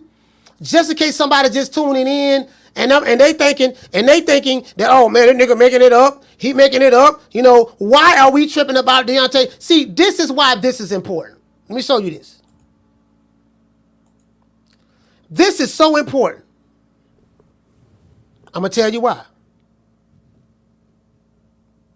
I just feel sorry for the fighters that's under the stable, you know what I mean? Because that is his true mindset, to be a slave master. And like I've said it before, that's another thing I've told them during the Joshua the negotiation stuff. I said them slave masters. And, you know, and I'll guarantee you their family was slave masters at one point in time. I guarantee you it. For him to say that is crazy. And I just feel sorry for the fighters that's under the stable, you know what I mean? Because that is his true mindset, to be a slave master. And like I've said it before, that's another thing I've told them during the Joshua the negotiation stuff. I said them slave masters. And, you know, and I'll guarantee you their family was slave masters at one point in time. I guarantee you it. For him. So, what about JD's and Shelly Finkel? What about Donalo and Crowley? What about the white guy who built your statue? All 5 of those people I just mentioned were white. Do they, you know, you think their family had slave masters? You didn't have no problem working with them. And then you got Jabba the Hutt over here. Jabba the Hutt, the leader of the Butter Biscuit community. We got the leader of the Butter Biscuit community. Let's see, hold on. Let's see right here. Let's go here. Let's go back right here. You know what I mean? But it's good to see Champ right back in the ring. He just fought earlier this year, fought Joseph Parker, and now he's right back in the ring as he should be. You know what I'm saying? Well, I think that was December when he fought Parker, I believe. But, you know, he's right back. Should be. I think this card is taking place in June. Mm-hmm. So hopefully there's no injuries and nothing, no weirdo stuff going on, and everybody get to go ahead and, you know, come into the ring healthy. And we get to see Deontay Wilder come out on top. Mm-hmm. That's what I'm backing. That's what I'm riding with. Mm-hmm. Of course, my stomach hurt seeing Wilder up there with the devil. Not a devil, but the devil. Edward Hearn. But it must be done. Business is business. Let's get to it. 78 Sports TV. Salute to them. All right. Okay. All right. So, so you heard it. You heard it from the leader. You heard it from Jabba the Hutt. It must be done. It must be done. Wilder didn't sell out. He bought in. Pretty white teethis. His haircut. He looks very, very happy. Him and Edward Hearn, they look very happy together. No Diddy. Shaking hands. Taking all types of pictures. This is what's going on. Wake up from your delusion. Wake up from your delusion. When I told you niggas Wakanda is dead, I meant that. Carla, hold on. When I told you, I say, look, Wakanda is dead. It's over. I wasn't joking when I said that. Oh, Lord, I swear to God, when I see that whole ass nigga coach man like how ways, I'm gonna put them paws on him. Nigga, Wakanda forever, bitch. Oh, Lord, he threw Wakanda through that fence. Wakanda is dead. Oh, Lord. I was serious about that. Carla, what's your name when you calling from? What up, though, Coach? It's $1 Trillion Dreams out of Detroit. Can you hear me? Detroit, $1 Trillion Dreams, yes, sir. Yeah, man. I think Wilder made a good move, man. You know, I'm really getting tired of seeing all the narratives of boxing, other than it being a sport and a business, and a business before it's a sport. People are in this to make money. You're risking your life. You know, I never understood why people was taking all these stances on like racial issues in boxing. It's kind of weird to me. especially in 2024 when it's like you really can't do nothing too racial right now, man, without getting sued or you know what I mean. You can't even call somebody. You can't even call a woman who wants to be called a man a woman. So it's like it's too sensitive right now. So this whole like racial thing and the stuff people be pushing, man, I'm really over that. It's boxing. He's making a business decision. Yeah, he's selling out because he's a commodity, so he's selling himself. Like, I mean, he's a business, man. You know what I'm saying? So that's just what it is. You ain't got the bag. Oh, okay, he got the bag. Okay, I'm going with him. He got the bag. You know what I mean? So, you know, it's a business. People need to get off of that. I can't believe 7 Sports TV said it makes the stomach hurt. Like, I don't know, bro. Like, they should have never rolled with them, that type of. That shouldn't have been y'all push anyway from the get go. Yeah. Racial narrative like that. That's because you always gonna contradict yourself when there's money involved. Yeah, yeah. Because at the end of the day, you're gonna go where the most money at. Yeah, see, the issue. This is the issue, though. The issue is, you know, I told you we are in the celebrity worship culture. So in boxing, these fighters are looked upon as celebrities. These promotional companies and promoters are looked upon as celebrities. So you have grown men that are my age and younger and older. They took this upon themselves to make deities of certain fighters and deities of promotional companies and promoters. And they created this pseudo reality in their mind, meaning fake. And in their mind, they're fighting this type of revolution that doesn't exist. You know, and we gotta come together and collectivize and to go against the man while at the same time attacking others who look like you, which now makes your group even more marginalized. Because you already speaking from a position of weakness already, now you marginalizing your group even smaller by attacking those that look like you who are not down with your code or your talking points. So now, you know, you have an inferior message. You're teaching your people that you are inferior to another man. Like, I'm going to say this, $1 trillion dream before I let you go. Go ahead. I'm going to let you go. Go ahead. Nah, I just don't see how we can how everybody can be on that type of time. And it's like, you go to work for a white man every day, 9 times out of 10, most of y'all. Like me, I'm a self-contractor. I got my own small business, my own trucking company. But at the end of the day, the people I'm getting loans for, his name is Merch. And these different Jewish names. And not only am I a black man, I'm Muslim too. So it's like, I got past that. Like, I'm not in that mindset. Like, we doing business out here at the end of the day. Yeah. At the end of the day, I don't care. All I care about is my children, if they can eat food, if I can make money. You know what I mean? I'm not going to do nothing to compromise my integrity. And at the same time, I realize that I'm doing business with people. He got to eat like me. He needs something done. I need to earn a living. It's like give and take. You know what I'm saying? So I don't know. All that racial narratives need to go down the drain, especially in boxing, man. It's a sport. It's a business. That's it. All right, salute, man. Shout out to $1 trillion dreams. Detroit, stand up. Detroit versus everybody. Detroit versus everybody. This is another thing, right? I'm gonna tell you how stupid this is. Why would I brag all day about how great and evil another group of people are and how they are dominating me? Yo, man, the racist white supremacy, Eddie Hearn, the white devil, see how they doing us? See, this how they treat us. But yet you're a king and you're a god. I'm not Coach Malachi. I ain't going to be talking about how another man or another group of people are dominating me if I feel that I'm a king and a god. Do you know how stupid that sounds? You're arguing from a position of weakness already. That's why your woman don't respect you. A woman can't respect the man who talking about something, yeah, man, look how they doing that, baby. Look how they doing that. Man, they oppress us, they keep us down. Well, shit, they ain't oppressed Floyd. Floyd fly around in private jets, hollering about he got skyscrapers in Dubai, in New York, and, look like he the same color as me. How come he ain't getting no press? Shit, Deontay Wilder, hold on. Wilder sitting there holding hand with Eddie Hearn, look like he doing fine to me. Shit, Javante Davis look like he doing good. He dancing with AB and Richardson Hitchens, dancing.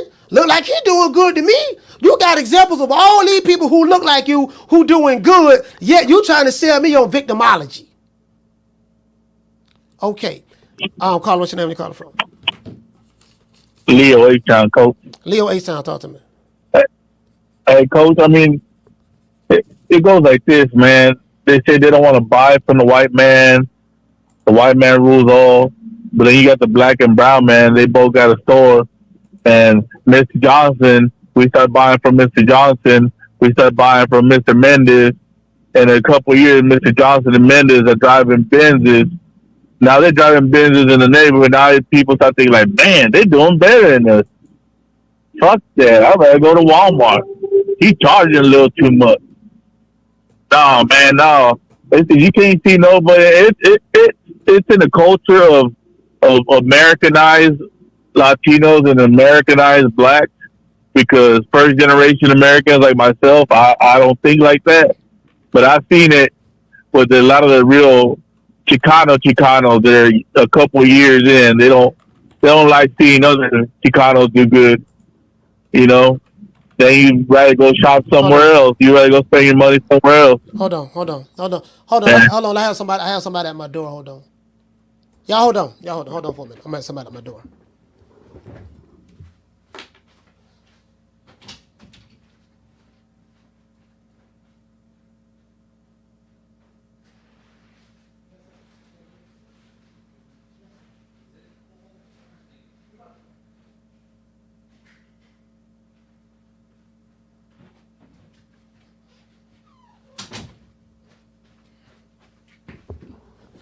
All right, I'm back, fam. I'm back. Hold on. I'm back. Hold on. Let me go ahead, Leo. Yeah, Coach. So, I mean, that's the problem is a lot of the real Americanized minorities that start thinking that somebody else is doing better and you now is holding you down, and now you mad he's doing good. But then you don't go spend your money with the white man, then blame the white man for holding you down. It don't make no sense. It's just like that victim mentality that's put in them, because is a very entitled culture, the American culture. So that's why you see Jamaicans and Africans and Mexicans that are first generation, they're excelling here because they don't have that Americanized entitlement, Coach. You know what I mean? Yeah, where they feel their first job, they're supposed to make $40 an hour, the first job. It's definitely a cultural thing. It's definitely a cultural thing right here in America. I do agree with that. And people just got to understand what group economics is and stuff like that. But it is what it is. Shout out to Leo from H-Town. Thank you for calling, sir. All right, Coach.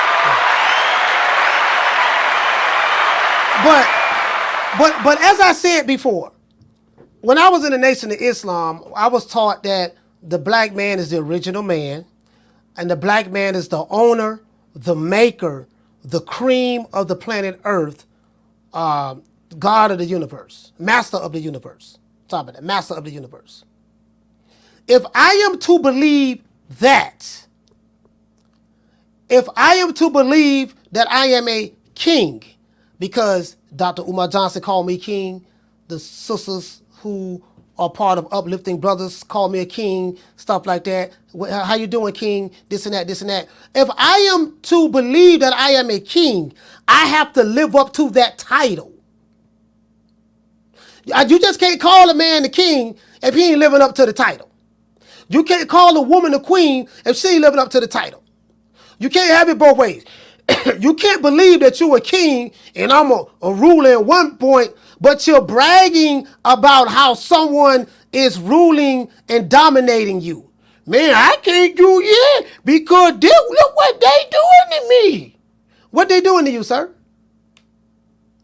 See how they oppressing us? Look how they doing Wilder. How they doing Wilder? The nigga ride around in jets. Nigga got a boatload of money. Got $40, $50 million net worth. Living in mansions. Flying around the world. How they doing them?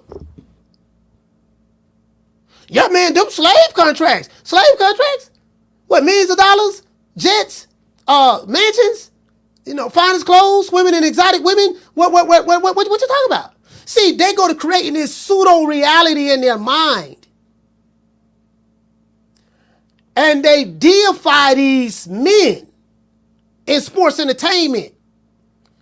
And this is why they get so offended when you're not on their code. See, if you don't think like the victim, then the victim gets upset and attacks out of that pain. I'm hurt that you don't see things my way. You are cool. You a sellout. Okay, you sound cool. I'm a sellout. Why do you say that, sir? What you mean? Why I say that? Like these, I'm like telling these niggas suffer from gooch. That's why I showed y'all the gooch grease. The gooch grease. A lot of these niggas got gooch grease, man. Like you gotta check these niggas maxi pad, man. Like some of these dudes got the maxi pad, and I'm like, I'm glad. Me personally, I'm glad Wilder woke up. I'm glad Wilder woke up. I'm here to tell you, Wakanda niggas from the Alphabet Boy community, Deontay Wilder did not sell out. He bought in. True. Listening to you, listening to the Wakanda, listening to the niggas over there, the Alphabet Boy community, he was the reason why, y'all was the reason why he turned down the $100 million the first time. To this day. Y'all don't radicalize Wilder. Y'all don't got close to Deontay Wilder, and you don't radicalize the man, and the man lost his way listening to Jabba the Hutt and butter biscuits. Yeah, I said it. Caller, what's your name? Where you calling from? Coach, it's Tony from Chicago 2 times. Tony, 2 times. Talk to me. Yeah. Coach, just, I'm going to key into what the other caller said. The problem, the point is this. There's a saying we have in Africa, like when a rich man is sleeping, he sleeps with an eye open, so that if somebody comes to grab his money at night, he will be aware and awake to stop the person. But if a poor man is sleeping, he's dreaming that by the time he wakes up, the world should have ended, so everybody can start all over again. So anybody you hear talking bad, oh, the white man, the white devil, is because there is no white devil close to him to do business with him. So it's kind of jealousy. So he's hoping, if I can't beat them, then, let me give them a bad name. When I cannot conquer somebody, let me give the person a bad name. If you heard, what's his name? Big Baby. Go back, watch the press conference for I think it was the knockout chaos. Well, the fight, Dubois versus Jarrell Miller. Jarrell Miller said something. He said, look, Eddie, sometimes you gotta pay me more. But unlike the other promoters, you pay on time. You always pay on time. That's why I love you. Have you ever had anybody leave Matchroom or stop doing Matchroom and complain about, oh, he wasn't paid, or he wasn't paid on time, or no? So when you listen to all that and when you put all that into, you know exactly what it is. It's jealousy, it's envy. Jabba the Hutt, was saying that because there's envy for Joshua. Envy for Joshua's standing. That, he was beloved. So, Joshua is black like Deontay. So what are you gonna do? Let's look for the variable. Since we already have a constant, let's look for a variable. Eddie Hearn, oh, he's white. Oh, let's call him a name. It's jealousy. That is all. Everybody, once you understand that, it makes life easier to understand. People are jealous. People, when they're jealous, they're gonna say stuff that isn't true. That they know it's not even true. But okay, coach. Thank you. You're kicking me out. Alright, sorry, Tony. I gave you 3 minutes to cook. I gave you 3 minutes of uninterrupted conversation.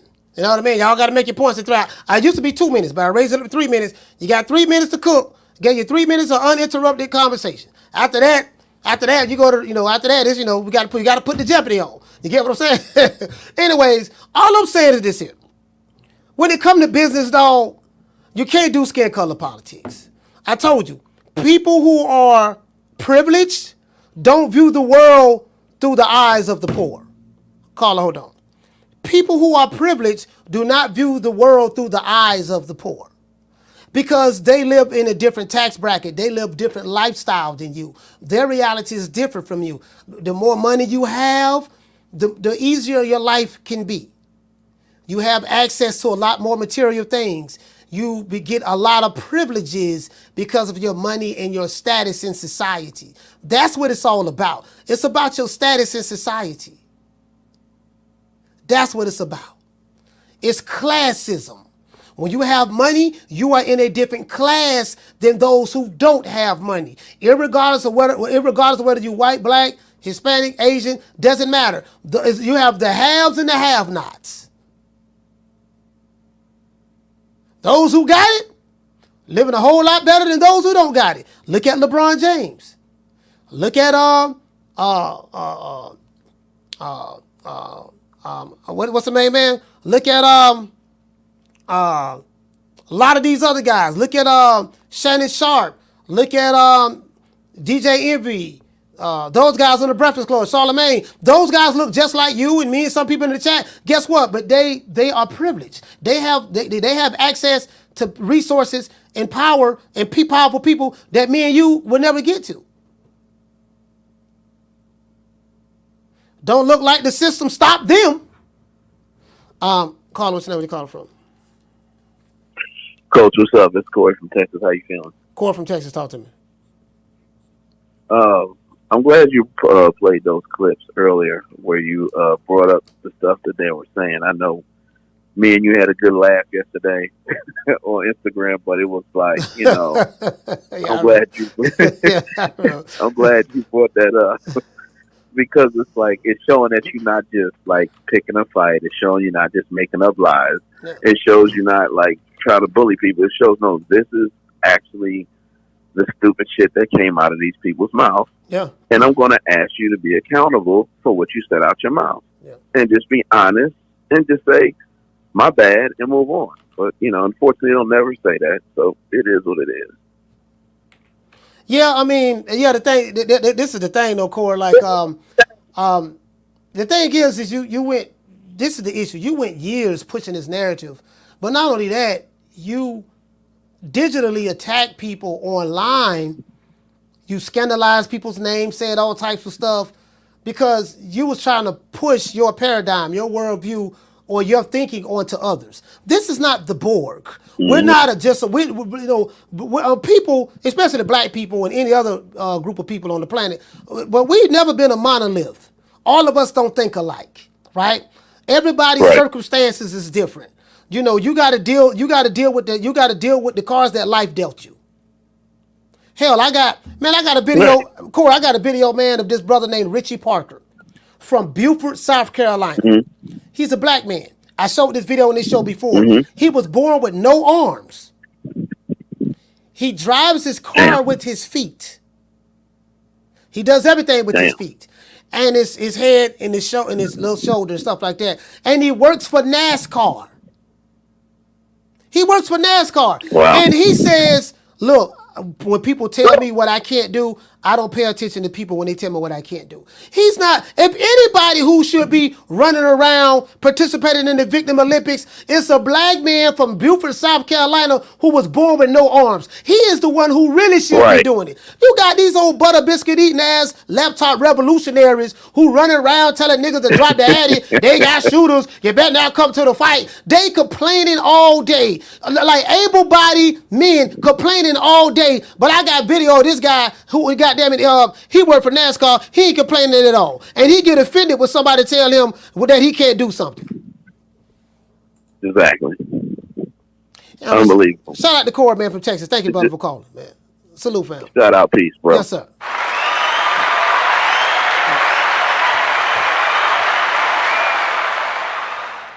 make it make sense. You want me to believe this bullshit? Man, look how they did Wilder. How they did him? Made him a multi-millionaire? Put him in a mansion? Fly around the private jets? Sleeping with the best of the finest of women on the planet? Plenty of money? Like what got statue? What you talking about? How they did him? What they did to him? I mean, I'm just asking, you know. Carla, what's your name? Where you calling from? Man, you already know. It's inevitable. It's D-Block, D-Town, D-City, D-Ville, Baltimore. D-Block, talk to me, fam. My brother. You are totally right. You know, I never played that victim Olympics. I never try to be a victim. They always said if you keep on smoking that Reggie, it's going to mess you up. Coach, I'm good. I'm better than good. I'm D-Block, baby. And I represent D-City all day. D-Ville all day. Man, I represent everybody from Dallas. And if you don't like it, kiss my ass twice. Coach, now we know Wilder's been victimized now. We know that Wilder's being accused of going to the other side and not looking back. Well, I'm going to tell you something. The brother got paid. Are you going to pay him? You ain't going to pay him. All you're going to do is just say, wow, he's a star, and never buy his pay-per-view event. That's why his ass left. He wasn't making no money over there at PBC. Ain't nobody gave a rat's about Wilder at the end. They left him alone, Coach. They forgot about their king. But let me tell you something, Coach. New York City is going down. New York City is going down. Represent what I'm saying. New York City is going down Saturday night. We saw what they did today on top of the tower, slapping each other. Yeah, no. I didn't see slapping each other. I saw the slap going one way. That's what I saw. I saw someone getting slapped, and I saw someone receiving the slap. That's what I saw. well, Coach, if you know this, Coach, which I hope you do know, when a man growls at you back like a lion, like Mr. King Ride did, I heard Ryder growl. I heard him growling. I'm on my throne. That tells me he slapped him back. Now, it might have not been physical, but it was spiritual. Coach, it's going to be a beautiful fight. And if ain't nobody bought those damn tickets yet, get your ass on the phone, call Ticketmaster, make it happen. And I'm telling you, buy you some good seats. Because at the end of the day, you're going to see a great fight. Coach, hit the music. Yeah, man, look here, man. Shout out to D-Block. He want his music, man. Let's give D-Block his music. Yeah, but I'm sitting there looking at it now. I want to tell you something. This fight's going to be for our generation. It's going to be a great fight. D-Block, D-Town, D-City, D-Ville, Boxing. Yes, shout out to D-Block, man. D-Block forgot to say thanks. Yeah, you know, I had to piss off the Ryan Garcia fans a little bit. I saw Devin Haney slap the taste out of King Ryan's mouth, slap the taste out of his mouth. King Ryan was growling, told him, he was growling. You get what I'm saying? Slap the makeup off his face. So that's what I saw. I saw makeup flying everywhere. Makeup. Now I'm instigating. I don't know, man. I saw the makeup flying there. He did it like he kind of slapped him. Man, he ain't slap him. He pushed him. He ain't slap him. He just pushed him in the face. Look like a slap to me. Look, that would look like. It look like a slap to me. For the piss some people off. Look like a slap to me. That's all I'm saying. You say push, I say slap. Carla, what's your name? Where you calling from? Joy Graham, Baltimore. How you doing? Man, Trump and Now, Coach, let me tell you what. What we have is a man that's he doesn't want to box anymore. We're gonna get into that before I make this comment. I just want to make this comment first. He saw the writing on the wall that he's not getting any younger, and he doesn't have the brutality or that passion to do this anymore. So he said, "I need to go and." I need to go where I could get maximum pay for who I am and what I do. These fools over here that saying anointed him king and all that have never given him a dime. They've given him time, but they've never given him a dime. So he's going to do what's best for him. And he strikes me as the type of cat now that he's like, I never thought I would be here. I was champion. I got a beautiful wife. Yeah. Kids are okay. I got generational wealth. Why am I listening to these fools over here? Yeah. I'm going to go cash out like everybody else does. I'm just not going to say that. But if you listen to the speech he gave recently, I don't know if it was in the press conference or whatever, he said he don't care if he die in the ring in his next fight. That's a man that's telling you, I don't want to do this anymore. I'm just looking for a way out. That's all. Yeah. And he's going to get this way out when he get knocked out. Yeah, I was listening to him, and he was like, this is gonna be the fight to see do I still have it or not. I got a video with Malik Scott right here that I'm looking at, and Malik Scott got a look on his face like, man, this ain't the same Deontay Wilder, man. This guy is,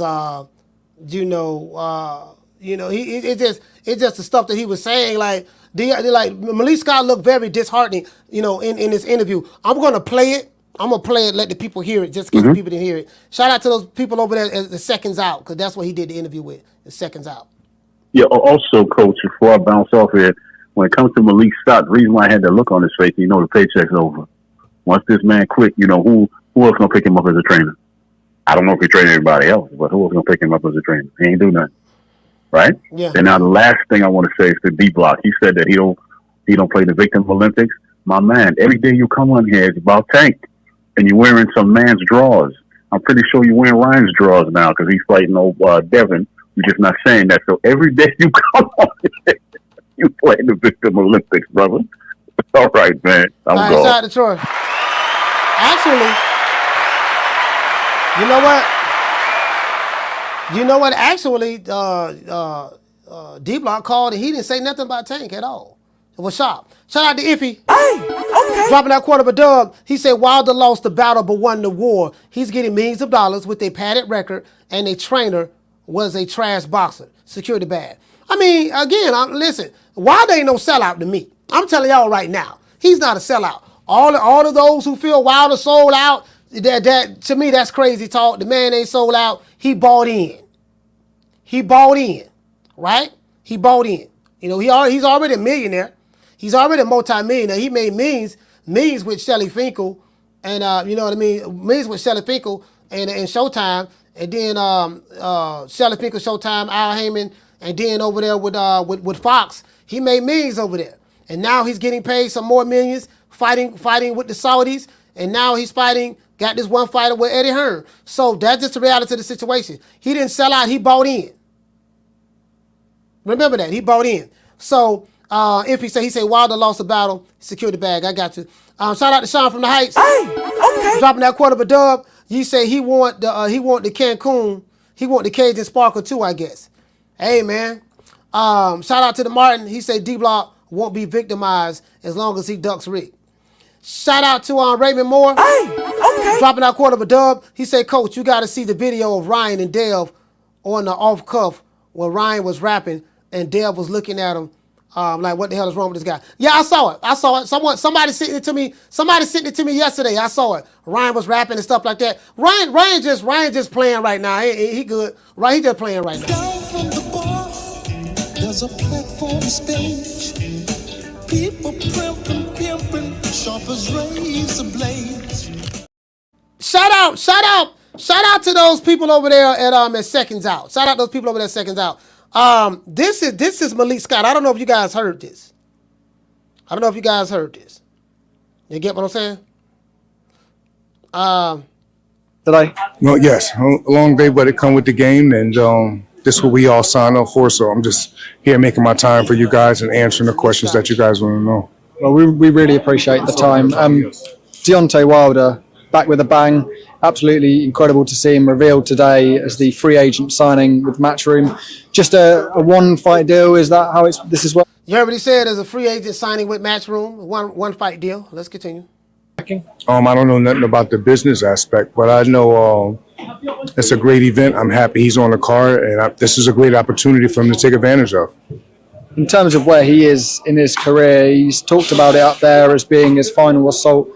I was saying, where do you see Deontay in his career at the moment? Is this really his final farewell, his final assault at world title glory?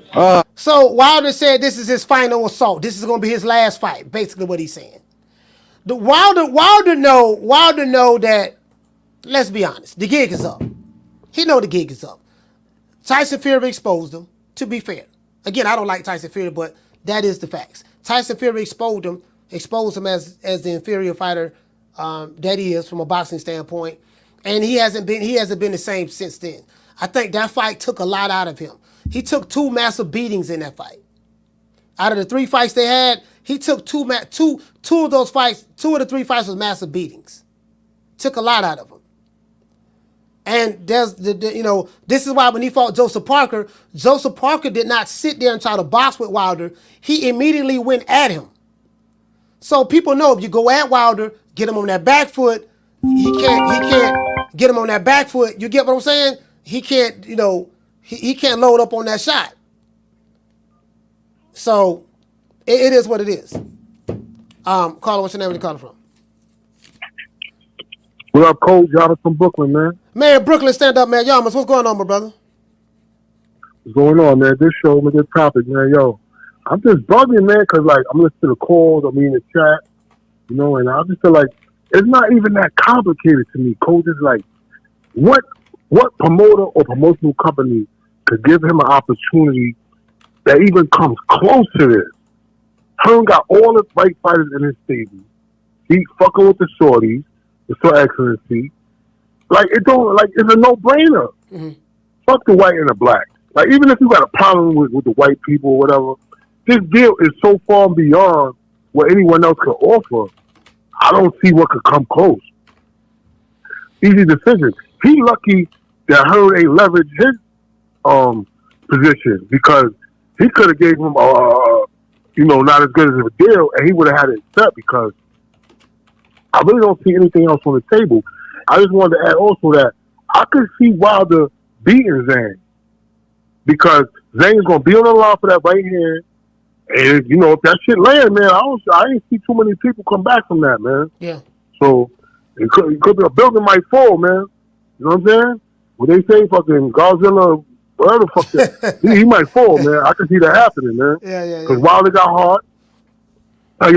He's not skilled, but you got to admit, man, he take an ass whooping, man. Like Breland had to come in and stop that fight with Fury. Yeah, because he was willing to take the ass whooping. Yeah, and the second. So he gonna stand in there. Yeah. And if that right hand drop the right way, he turn that shit over. He get his leverage on it. The night's over, man. Like him or not. You know what I'm saying? I think. And one caller said. I think that's the only way you can promote that. You got to say, hey, look, boy, if he land that right hand, boy, that right, that like that's the like when you talk about Wilder, Yarmis, anybody I speak to who talk about Wilder, they don't talk about footwork, ring IQ, defense, hand-eye coordination, how he slips shots, stuff like that. They just talk about if he land that right hand. So that's at this point, that's how you got to promote it. If he lands that right hand, he can, that's the only way you can promote his fights. Yo, Cole, you know what's crazy? You're absolutely right, 100%, right? But the fact of the matter is, the nigga was, 49-0, I believe, right? Or something like that, 47-0. He maintained the title for years. And, you gotta give Mark Breland credit, because he worked with what he had, and they had a tremendous amount of success, man. And the bottom line is, did what you want. But before the Fury fight, he knocked out every man that ever stepped in the ring with him, man. And I'm not no Wilder fan. I don't like him. I don't like him out of the ring, in the ring. But sometimes, you work with what you have, and it works, man. Yeah. Listen, man. I'll talk to you this weekend. Peace and love, man. All right, man. Salute, fam. Shout out to Yamas, man. Brooklyn, stand up. Where Brooklyn at? Yeah, man. Again, look, listen. I ain't tripping, man. Look, man, go get your paper, man. I've been saying this. If you listen to any show I had, I've been saying this. I'm like, man, go get your money, man. Let me sit there listening to these goddamn 2-figure niggas on YouTube. I'm gonna listen. Listen, you were 8-figure jigger, and you listening to 2-figure jiggers on YouTube. Yeah, we got your back, King. We gonna ride. We gonna do this. Yeah, we fighting these wars. I remember I got the video where it was Jabba the Hutt, Malik Scott, Deontay Wilder, and BF. All of them was on a live Jabba the Hutt channel. I got it saved in one of my folders on YouTube, right? And he was like, "Yes, King." BF was like, "Thank BF 7-8. Thank you so much." Oh my gosh, I can't believe I'm talking to the king right now. Champ, Wilder, champ. I just, people say that champ. You are the only one that I know that's standing on the front lines for black people, champ. The way you take these shots for us, champ, and just the things that you do and how you represent us, champ, and you're fighting these battles for us, and and no one respects what you're doing for us. And I'm like, what the fuck is this nigga talking about? He act like he talking to Malcolm X, Malik El-Shabazz, or Marcus Garvey, or Hewitt P. Newton, or H. Rap Brown. Like, what is this fool talking about? Yes, and people say that, that you can't be compared to, Muhammad Ali and Floyd Mayweather, when in actuality, the only two people that you can compare the champ to is Muhammad Ali and Floyd Mayweather, because he's the total opposite of what Floyd is, and he's everything of what Ali is, and then you got people like Malik Scott. Yeah, man, because, what, Deontay, he fought 10 times more battles than Muhammad Ali inside the ring, and he fought 10 times more battles than Ali outside the ring. Like, bro, so when you got people saying all of this, I'm like, hold on, man, y'all making it do what, like, Wilder's just a good fighter, he's just a fighter, who you get what I'm saying? And he's just a fighter, man. Like, y'all, what the hell y'all talking about? Like, they was projecting what they view Wilder as on Wilder. And he say, salute soldier. Soldier salute. This is what Wilder said. Like, I played the video on this show before. So y'all know I ain't lying. He say, salute soldier. He said, I salute you, soldier.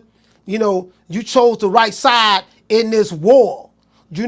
It's definitely a war. It's us against them. And you chose the right side. I'm like, what the fuck is these niggas talking about? They talking about wars and kings and, you standing on the front lines of black people. What the hell is these niggas talking about? Come on, man. True. Anyways, here go Malik Scott. I would say, like, this is definitely a second half career feeling of do or die. Shit to get off the pot. And how he could just conquer all of that is just being himself. No distractions, being violent, pulling the trigger, taking risks, just being the man that got him to this point right here. He does that, then Jang is knocked out cold. I think we're seeing See, they selling hope right now. Right now, they're selling hope. Now, you can sell hope. Do you guys know what? Listen, we selling hope right now. I'm in the hope business. I'm like Don King say, I'm selling hope, baby. As long as you make the little man feel like that he got a chance, as long as you make the little man feel like that you even in the playing fields for him and he got a chance to win, then you can always count on him to donate to the cause. See, you got to sell people hope. Yeah, man, all he got to do, man, if he get back the way he used to be, then I see Zane getting knocked out. And then so now what happens is, yeah, man, like my brother Yarman say, Coach, I'm telling you, Coach, I can see, shout out to Yarman, I can see Wilder boy winning that fight. He laying that right hand. I'm like, yeah, man, but you know what? But Yarman's right though. That's how you sell the fight though. At this point you have to sell it. At this point you have to sell it that way. This is the fight where the Bronze Bomber will be back. He's going to land that right hand. He's going to land that right hand on the man from China. He's going to land that right hand on the China man. You get what I'm saying? And he's going to, the thunder from down under. You know what I mean? The lightning that's exciting. You know what I mean? The hammer from Alabama. Speaking with a little bit of country grammar. You get what I'm saying? The Bomb Squad Nation to this day is back. And we have the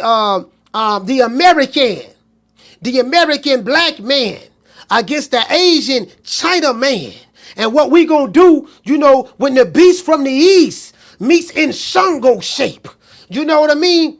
And all I need to do is land that right hand one time. I land that right hand one time, it's over. To this day. You get what I'm saying? Like, listen, you gotta sell it. You gotta try to sell it and try to convince the public that Wilder is back. You look here, man. Look here, Carla, hold on. This Wilder right here, when y'all saw me fighting Joseph Parker, and I was doing this, like I was doing the Harlem Shake, and I was doing the Donkey Kong, and I was doing the hammer punch. That Wilder over with. I'm back, baby. No more windmill punches, no more hammer punches, no more Donkey Kong, no more side punches, none of that. I'm back, baby. True.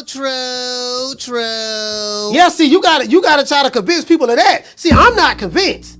Like, y'all got to sell me on that. I say, man, they ain't finna knock this dude out, man. That's what I'm saying.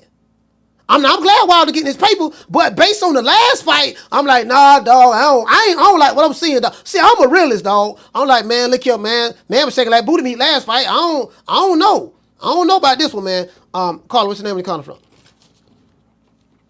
Jesse from Minneapolis, Coach. First off, what I want to say is,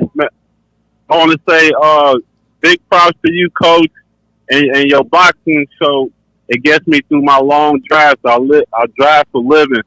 But yeah, I was calling in for the Wilder topic, and I was watching the press conference with Deontay Wilder, and he seems unsure of himself.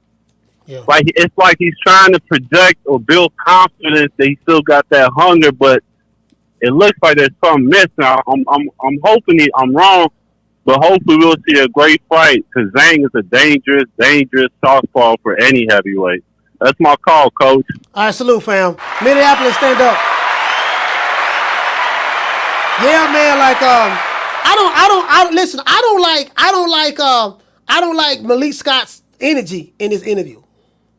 A slightly different attitude, certainly in the press conferences from Deontay. He seems a calm, measured, controlled individual up there. Are you seeing a slight mindset change from him at all? It's tough, man, because it's like, how can I put it? I just think as we get older, we mature. As we mature, our perspectives change. Now, I agree with that. Listen, I met Malik Scott. I spoke to the brother. Malik Scott is he's a philosophical type brother. I met him. He's a nice guy, very nice guy, very philosophical. He does know the sport. He does know the sport of boxing. You know, he knows how to talk to you and teach. He hasn't made Deontay Wilder better. Wilder has not gotten better under his tutelage. Those are the facts. You know what I mean? True. But however, I think that the Wilder that he has is different. Once he got rid of Mark Breland, Wilder hasn't been the same since Mark Breland. Very similar to how Mike Tyson wasn't the same when he got rid of Kevin Rooney. He's not the same guy anymore. And again, as much as I don't like Tyson Fury, but Tyson Fury did that to him. You get what I'm saying? Shout out to Raymond Moore. Hey, okay. Dropping that quarter of a dub. He said that nigga Dev face had me rolling when Ryan started rapping. And he was looking like, man, why am I fighting this dude? Yeah. Shout out to Shad, being a member for 13 months. Salute to you, fam. And shout out to Shad again. Hey, okay. Dropping that half for Bam, double your boy. Hey, Leroy. Super chat received. Playtime's over, boy. He said our brother Wilder sold out for a pork chop sandwich. He said with some hog head cheese with pork grinds and 2 liter grapes and 2 liter grape Fago on the side. Dr. Umar would be disappointed. I mean, yeah, man. The man, listen, man. As I said, I'm not looking at Wilder to sell out. Wilder didn't sell out to me, bro. Wilder bought in. He said enough is enough. I've been pandering to these bro. Like, how do you explain this, Wilder? We must internalize the flatulation of the matter by transmitting the effervescence of the Indonesian proximity in order to further segregate, to preclude on the issue of world domination would only circumcise the revelation that reflects the aphrodisiac symptoms which now perpetrates the Jericho's activation. Yeah, man. So I think, and this is all jokes aside. I think Tyson Fury, Tyson Fury psychologically did something to Wilder. Like he broke him. I think Tyson Fury, he broke Deontay Wilder. I heard one guy say he buck broke him. I heard somebody say that Tyson Fury buck broke Deontay Wilder. Very same thing they said about Terrence Crawford. Those guys on that side of the fence. You know, he's been broken. He's a broken man. You know, from a boxing standpoint. Hold on. Not from a financial standpoint. Financially, he's not broken. But I'm saying from a boxing standpoint, it's like, man, Tyson Fury, man, did a number on that boy, man. And he hasn't recovered from that.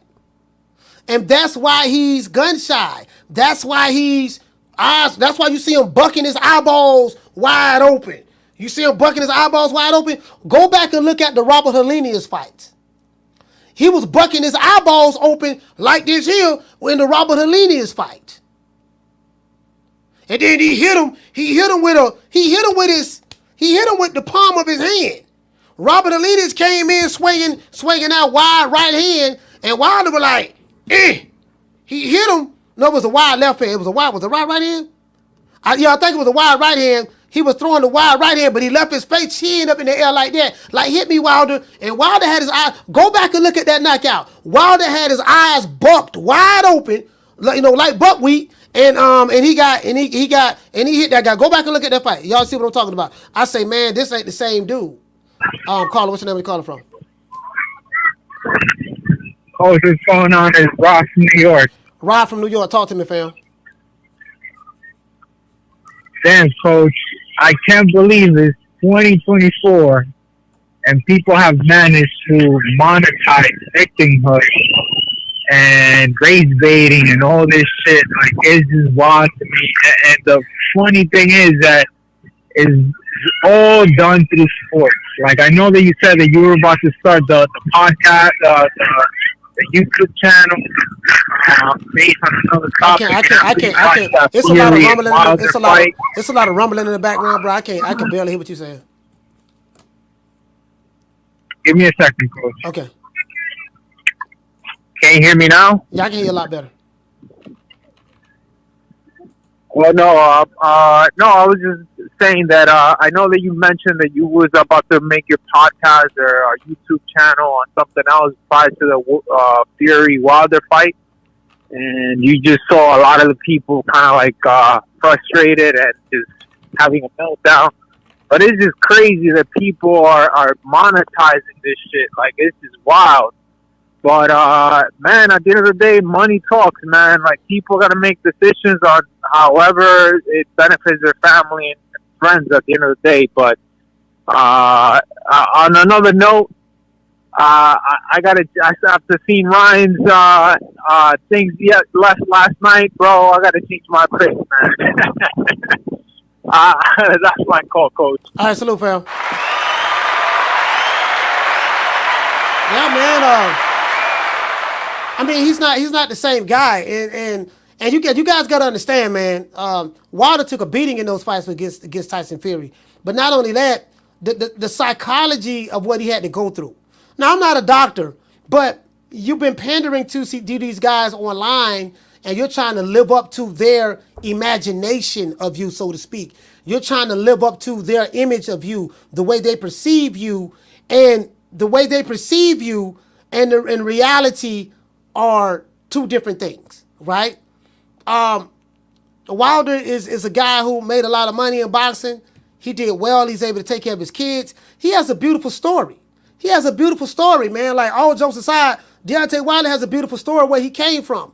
But he got radicalized by these fools from the Butter Biscuit boxing community. The Butter Biscuit boxing community, he got radicalized by them, right? And he was trying to pander to the Butter Biscuit boxing community. And he was trying to push a narrative that was the furthest thing from the truth. Right? You're pushing the white man, the devil, Eddie Hearn, the devil in one breath, but everybody is ignoring Donalo and Crowley. You know, the gay white guys from the LGBT community who create your king's costumes. They overlooked that. I didn't overlook it. I was the one telling everybody what the deal was. They overlooked JD's being white, the manager / trainer. They overlooked Shelly Finkel being white, right? And again, so you can't be pushing Wakanda Forever in one breath while ignoring the fact that Jack Kirby and Stan Lee created your reality. So I give all of these different analogies on my shows because I'm trying to paint a picture to get you to understand that it's some bullshit. I'm trying to get you to understand, look, these dudes is selling y'all ice cream and telling you it's fire water. I told y'all, I said that man don't believe that shit. He don't believe that. At the end of the day, the Butter Biscuit boxing community, they didn't build no statue for him. It was the white man that did that. His followers from the Butter Biscuit boxing community, they didn't put millions of dollars in Deontay Wilder's pocket. Shelly Finkel and JD's did that. You know, they negotiated those deals. Shelly Finkel, Showtime, Fox, white. So all I did was pull the wool from it. Like, dude, these niggas is lying to y'all. Don't believe this. I got attacked for telling y'all the truth. I was the bad guy for telling the truth. But guess what? I kept my story the same. I stood 10 toes down. And when it came back around, what did you see? The same guy that said Eddie Hearn was a slave master, and you know, and all that there, that same guy, he's over there. This what he's doing. This what he's doing. You see that? Look real happy, huh? In 2024, now, Jabba the Hutt say Eddie Hearn is the devil. What makes him the devil? Like, I'm just asking a question. Whether you believe he's a devil or not, that's on you. But my question is, what makes him a devil? Look like he putting millions of dollars in people's pockets. Yeah, Anthony Joshua rich. Canelo made a boatload of money working with him. Raymond Ford getting some money now. Deontay Wilder look real happy to me. Cheesing from ear to ear. Daniel Jacobs made a whole lot of money with him. Boo Boo Andrade made a whole lot of money with him. I'm like, so I'm trying to figure out what made him. I'm just asking a question. Because if you believe that, please tell me why. Like, what makes him the devil? Just saying, like, because you judge a person by their works. See, a person's works tell you who they are. If I steal cars for a living, my works show you what? I am a car thief. If someone breaks in houses for a living, their works show you what? They are a burglar. A burglar, right? If someone is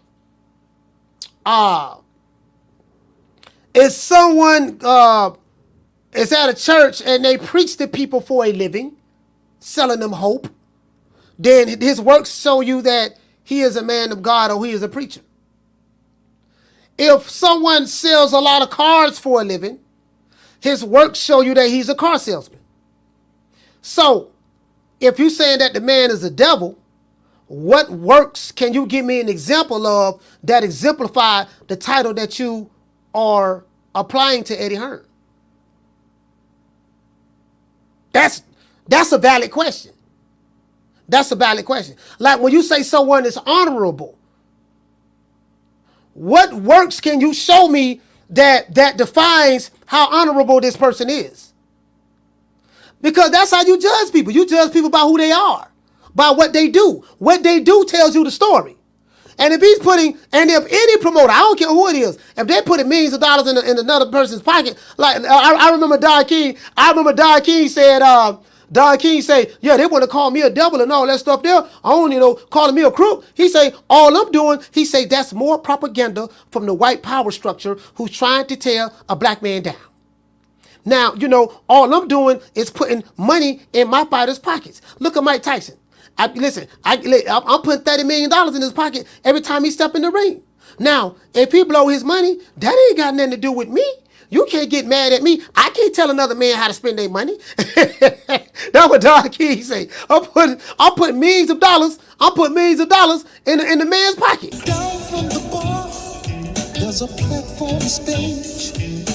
People pimping, sharp as razor blades. That's what I'm saying. Like that. That's how you judge people, because you got good people and bad people all over the world. They come in many different races, colors, creeds, nationalities, right? I'm finna go deep a little bit. No Diddy, but this gonna be real quick. Stephen X, you've been in the Nation of Islam. I don't know if you're still in the Nation of Islam, but there's a teaching that goes like this. It talks about the story of Yaqub. Yaqub was a black man, a black scientist. He was on the island of Patmos. I think it's Patmos in the Bible or Pelon in the Bible, one of the two, right? He's on the island of Patmos, and Yaqub convinced so many hundreds of black people to go along with him. He wanted to create a new people on the island. This island is supposed to be somewhere by Japan or somewhere of the sort, right? This is the story. It's pseudo as hell, but I used to believe it. It's pseudo as hell. Apparently a black man came up with an idea to create a race of people. And it took him 600 years to do it. Now, this black man died. He didn't get an opportunity to see his idea come into reality, but he had a process to where children were born. They'll take the dark skin and marry the dark skin on with the lighter skin black person, and then they will have children, and you just keep intermixing races like that, intermixing the light skin with the dark skin until you get a light skin babies. And then you had a light skin make the light skin. So after 200 years, allegedly came the brown man, which was the Japanese man. Been in the NOI, you know what I'm talking about.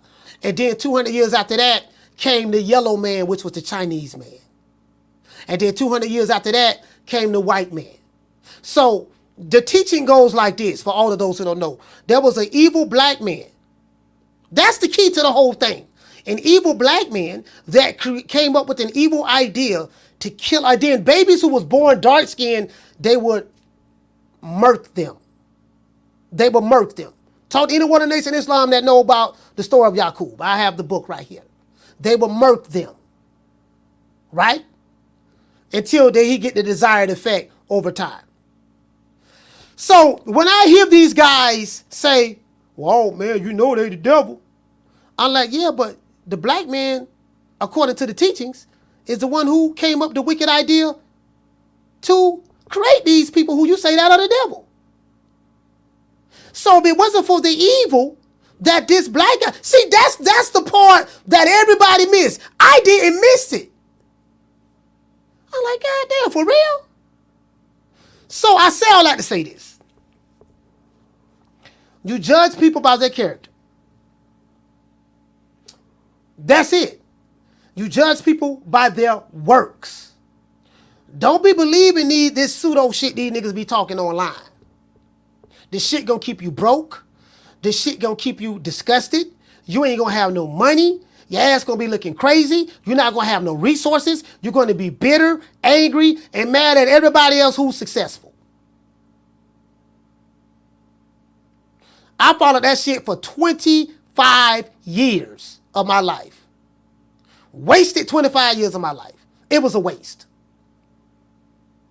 So I'm telling you, stay away from these race-baiting Wakanda niggas from the butter biscuit boxing community. Because you're just going to be mad and upset. Deontay Wilder is a multimillionaire. He did not sell out.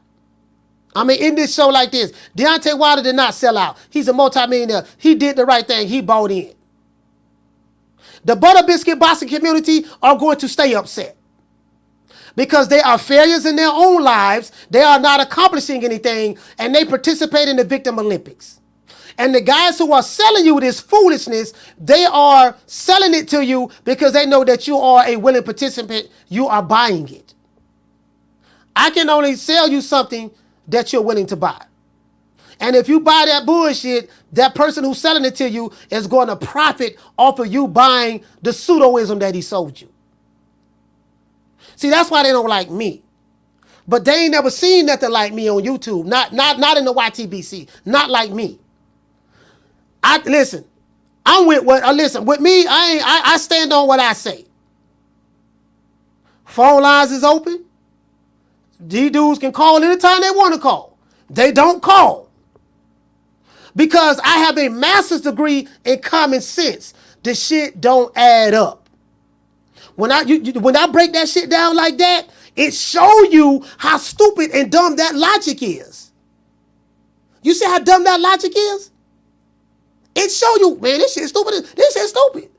Man, you better get you some goddamn money. Floyd Mayweather brag about how much money he got. LeBron brag about how much money he got. Gilly the Kid and Wallow, they brag about how much money they got. Shannon Sharp, Stephen A. Smith, and all these other guys who are celebrities and non-celebrities who I know, the guys who I do know who got money. Guess what? Ain't nothing to nobody holding them back. The nigga who called you a coon, 9 times out of 10, he broke and upset. He ain't got no money. That nigga broke and ain't got nothing. He angry and he bitter. She angry and she bitter. Yeah, nigga, we fighting a war. What war? Only war I'm fighting, I'm trying to find out how to get some more money in my goddamn pocket. I'm fighting the war of poverty. I'm trying to get lint out of my pocket and put some Federal Reserve notes in there. Because anywhere you go in the world, you're going to have to deal with money. You're going to have to deal with some form of currency, some form of a medium of exchange. Whether you're in China, the continent of Africa, Europe, the islands, Japan, Asia, North America, South America, no matter where you at, you're gonna need some paper. You're gonna need some coins. You're gonna need some digital currency, no matter where you at. This is why when Dr. Umar give his sermon, what do he say? Hit the Cash App, International Africans. Hit the PayPal. Because guess what? At the end of the day, that's what it is. That's what it boils down to. Hit the Cash App, $FDMG School. Hit the PayPal, International Africans. See, that's what it goes back to. Hit the Cash App, hit the PayPal. Power to the people. Revolution. No snow bunnies never. But hey, make sure y'all make sure now. Y'all make sure y'all send them donations in now. There's always going to be willing participants to propaganda. Wilder, you bought into the foolishness. You tried to be a leader to the Butter Biscuit boxing community. Let's write that down. Let's write that down. Y'all heard this phrase here on this show. If you hear anybody saying this term, you know it came from Coach Malachi. The Butter Biscuit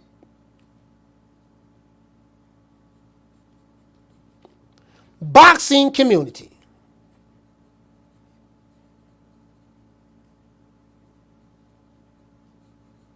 The Butter Biscuit boxing community is the LDBC. And they're people who think like them. The Fagnons, the Shegos, they are part of the Butter Biscuit boxing community too. The Butter Biscuit boxing community is going to keep your ass broke, busted, and disgusted. The leader got pork chop juice running all down 4 of his necks. Got 3-4 stomachs. One of his stomachs is hurting because Wilder, his king, had to go sign with the devil, Eddie Hearn. That's just one of his stomachs. Not stomachs. And you eating that Popeye's chicken with that butter biscuit, and you got the grease running down your neck, and you hit one chin, then it hit the other chin, then it hit the other chin, then it hit the other chin before it get to your neck. So now you got grease in the cracks of all four of your necks, all four of your chins rather. So you gotta wipe up under one roll, then wipe up under the other roll, then wipe up under the other roll. You got crumbs all in your doggone goatee, crumbs in there. You got crumbs all in your chins, and you leading a revolution full of fools, talking about what they gonna do when they see a nigga. Boy, hush. True. Niggas is a joke. Shout out to D-Style dropping that $2 super chat. Salute to you, fam. Shout out to Rick Star. Hey, okay. Dropping that $7 super chat. He say, Coach, you no longer can use BBBC. He say, Butter Biscuit Boston Community. I have contacted my lawyer and licensed it. Here's the name. Shout out to D-Style Boston. Hey, okay. Dropping that quarter of a dub on your boy. He said, who did it better? Wilder to Matchroom or Brett Favre to the Vikings? Brett Favre to the Vikings. Brett Favre took the Vikings to the NFC Championship game. I say Brett Favre, D-Style, I say Brett Favre to the Vikings. Down from the bar, there's a platform stage. People pimping, sharp as razor blades. Shout out to Sequoia. Hey, okay. Dropping that quarter of a bam dub on your boy. Hey, okay. Hey, Leroy. Super chat received. Playtime's over, boy. He say, Coach, you telling too much. He say, these are secrets, nations of gods and earths. Yeah, no, man, they don't got there. He say them secrets. They don't got their secret. Hey, listen, check this out. Yeah, you know when I woke up, Sequoia, I said, you know what? What do I need in society? I need to have money and good credit. Money and good credit is what you're going to need in society. And you're going to need a high-income skill set. Learn a high-income skill. So a high-income skill is something that's going to pay you 6 figures or more. So I want to ask myself, can I take this knowledge that I learned, this pseudo-knowledge that I learned? Yeah, man, the Earth is 196 million square miles. The planet is 196 million square miles. You know, 196,940,000 square miles of the planet Earth belongs to the original man, the Asiatic black man. Nigga, we ain't even from Asia, but that's neither here nor there. You know what I mean? The sun is what, 93 million, the Earth is 93 million miles away from the sun, brother. Light travels at 1,037 and a third. No, he said that the Earth travels at 1,037 and a third miles per hour, brother. The Earth is spinning, brother. You know what I mean? I forgot, what was the diameter of the Earth? 24,496 thousand miles in diameter. So I went to asking myself, I used to be impressed with all that shit, right? All that pseudo shit. Then I would ask myself, how can I pay my rent with this shit? I can't. Brother, do you see how much knowledge and wisdom that you have? Man, how can this shit help me get good credit? And how can this shit help me get some money in my pocket? It can't.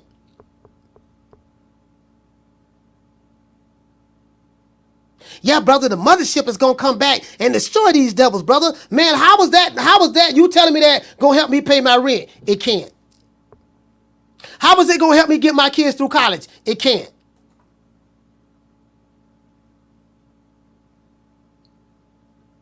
Do you see the shit get real? It get real right there when you go to asking yourself these questions. When you get out of the land of Wakanda, meaning make believe. Wakanda is make believe. Y'all know that, right? It's not real. When you get out of the land of Wakanda, the pseudo stuff, meaning make believe, it gets real. It gets real to you. How is this going to help me protect my children and my community and my neighborhood? It can't. How is this going to help me put food on the table? It won't. Yeah, nigga, we finna go to war. We're going to lose that war in 5 minutes.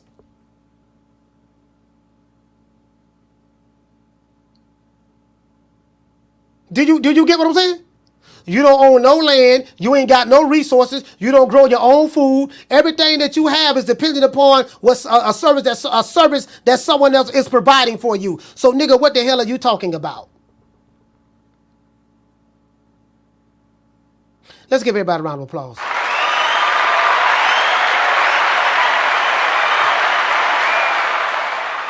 Yeah, Wilder sold out. Wilder didn't sell out. Wilder bought in. And if you niggas smart, you better buy in too. He looks happy, showing all 32 teethies. Him and Eddie Hearn showing all 32 teethies. They shaking hands. He got a nice watch on. He flew to the UK in a private jet.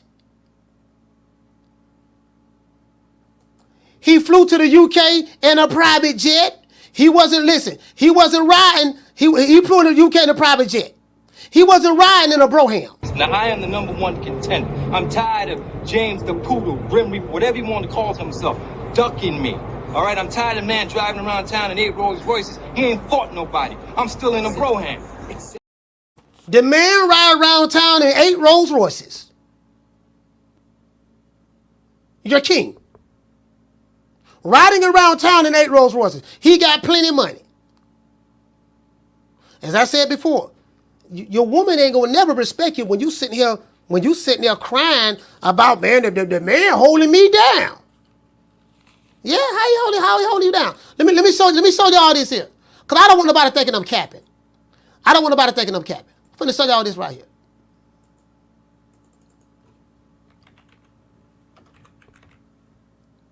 I'm finna show you all this right here.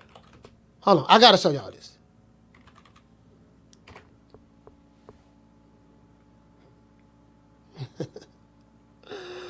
I gotta show y'all this.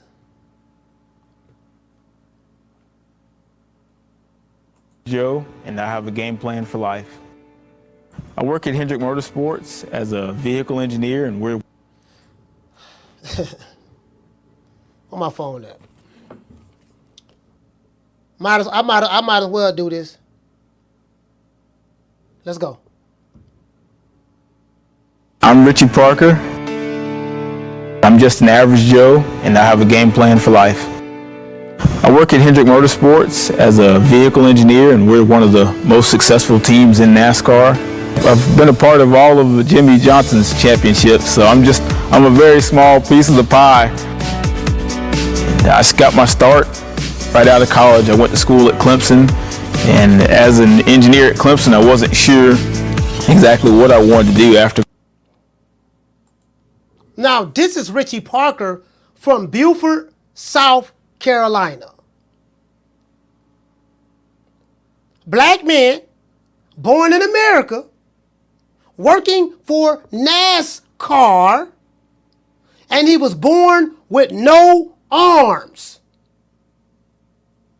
So we ain't got to worry about him talking about drop the Addy. And this guy has a damn good credit score, and he is financially well off.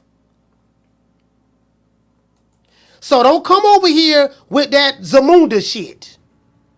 Don't bring that Wakanda shit over here to me. I ain't trying to hear that. Let's give everybody a round of applause.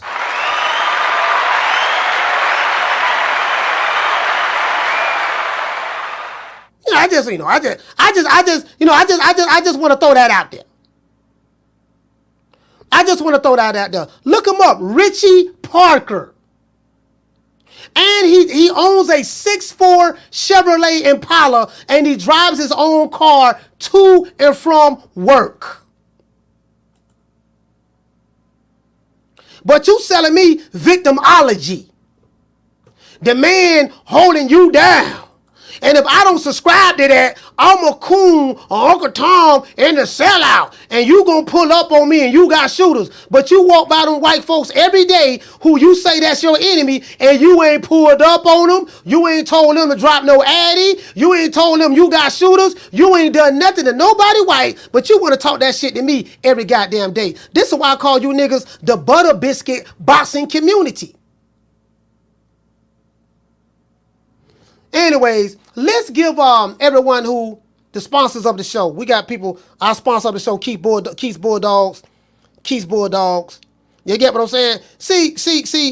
Somebody got to tell y'all the truth. You ain't gonna get this from no other YouTube channel. Somebody got to tell y'all the truth. I'm gonna tell it like it is, and I'm willing to take whatever come with it. Cause I believe when you stand on your square, you stand on truth. That's what it's gonna be. I ain't trying to be down with nobody. I'm trying to be down with the truth. That's where I'm at with it. All that sucker shit, you can say that shit for the birds, homie. Anyways, shout out to Sequoia. All everybody who gave me super chat. Shout out Sequoia. Okay. D-Style. Okay. Rick Starr. Okay. Shout out to Shad 1419. Okay. Raymond Moore. Okay. The Martin. Okay. Sean from the Heights. Okay. Shout out to Iffy SD. Okay. Shout out to the Undisputed Talk. Okay. Martin King Boxing. Okay. Shout out to Real Dude Uprising. Okay. Jit Stanfield. Okay. James Bash. Okay. Jasper Driver. Okay. Harry Brown. Okay. Mr. Gumbo. Okay. Jamario Dixon. Okay. And shout out to our sponsor, Keith's Bulldogs. Okay. Let's give them a round of applause.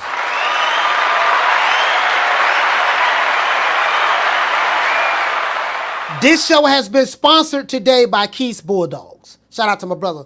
And shout out to Derek Choice for dropping that. Bam! Dub on your boy. Hey, Leroy! Super chat received. Playtime's over, boy. Shout out to Keith's Bulldogs. Shout out to Derek Choice. He say something for the collection plate. I appreciate that, brother. I appreciate that. See, this is the reality of the situation.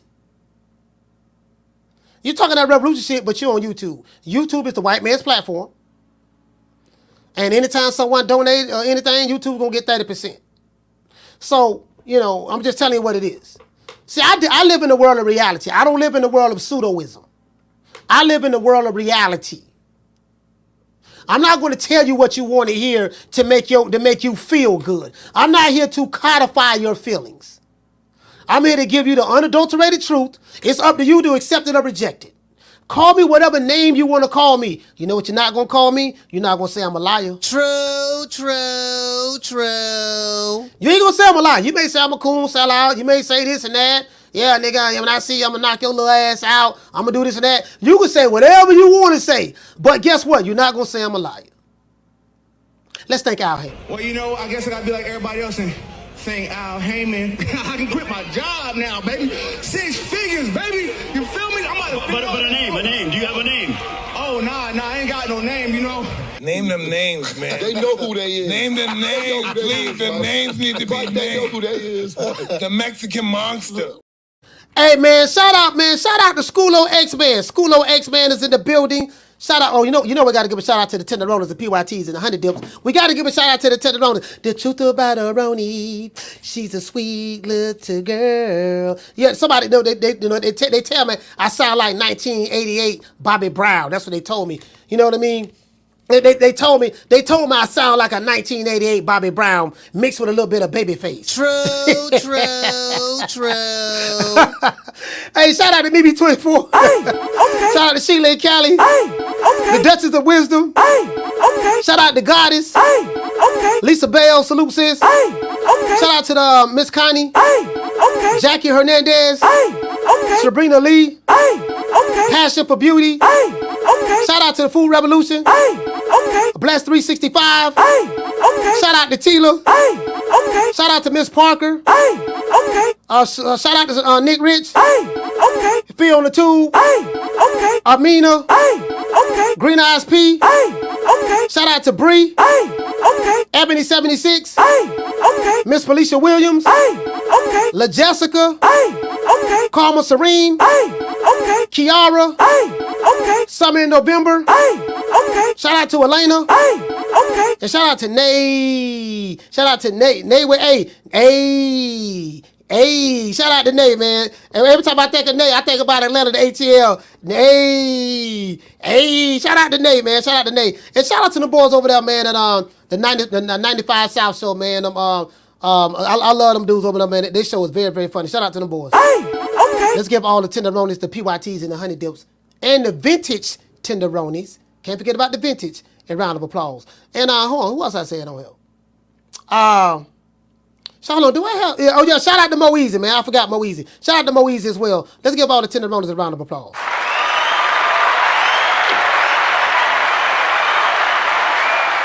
Yeah, man, the butter biscuit boxing community. Hey, well, I'm trying to tell you, boy. They around here threatening somebody somewhere. They mad at somebody. Shout out to SP Got Beats. Hey, okay. SP Got Beats. Shout out to the other channel, SP Got Beats. Shout out to Malaza Con Sabor. Shout out to Cobain. Just everybody on the other channel as well. It is what it is. Have you sitting here watching the show, hate watching? Y'all didn't want to hit the like button? Riley, get him. Look, fuck you. Fuck the plane you flew in on. Fuck them shoes. Fuck the socks with the bell on it. Fuck them cheap ass cigars. Fuck your yuck mouth teeth. Fuck your hairpiece. Fuck your chocolate. Fuck Guy Ritchie. Fuck Prince William. Fuck the Queen. This is America. My president is black and my Lambo is blue, nigga. Now get the fuck out my hotel room. And if I see you in the street, I'm slapping the shit out of you. You already know, man. You already know how we gonna pull up on them. Hey, who was you, pimp? Hey, what the fuck? Get your motherfucker. Hey, that nigga squeezing me. Get this freak ass nigga up on me, bro. Nigga say back the fuck up, dude. Yeah, man, we pulling up. Y'all know how we pulling up. Man, I know they ain't who I think it is. Man, that's that nigga. Come on, man. He talking about all that shit. I tell you, I'm gonna get your ass, huh? Man, stop all that damn barking and take his ass with me. I told you I'm gonna get you. I don't wanna hear that shit. I told you. You ain't no damn dog, boy. You a pussy cat. He ain't telling me. I got my heart in your ass. He ain't telling me. All narratives as it relate to the land of Wakanda have been destroyed today. We have successfully landed the plane and we destroyed whatever thought, figment of imagination of Wakanda that you may have. It's not real. It's pseudo. It doesn't exist. As soon as you wake up from La La Land, like Deontay Wilder did, the better it'll be for you. I still love you.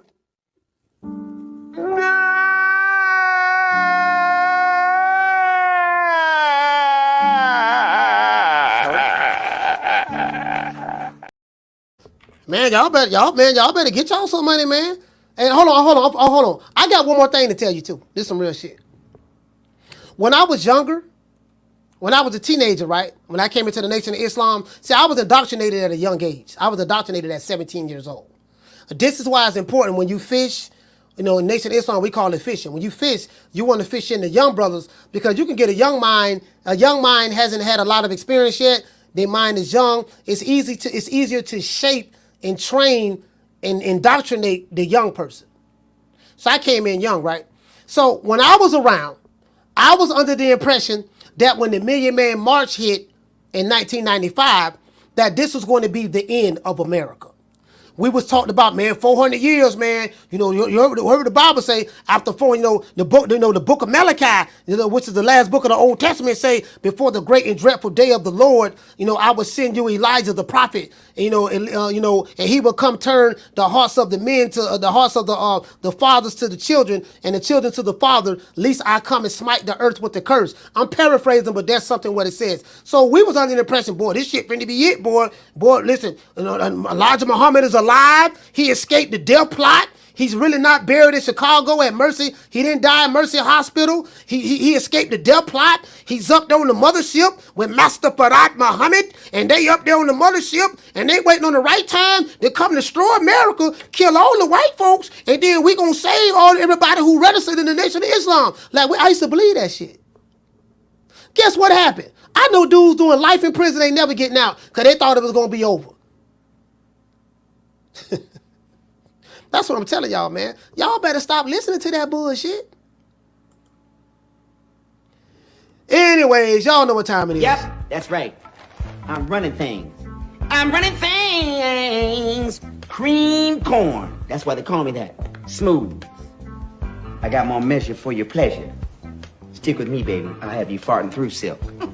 And let a nigga mess with me. I'll jump on him. All 93 pounds of pure dynamite.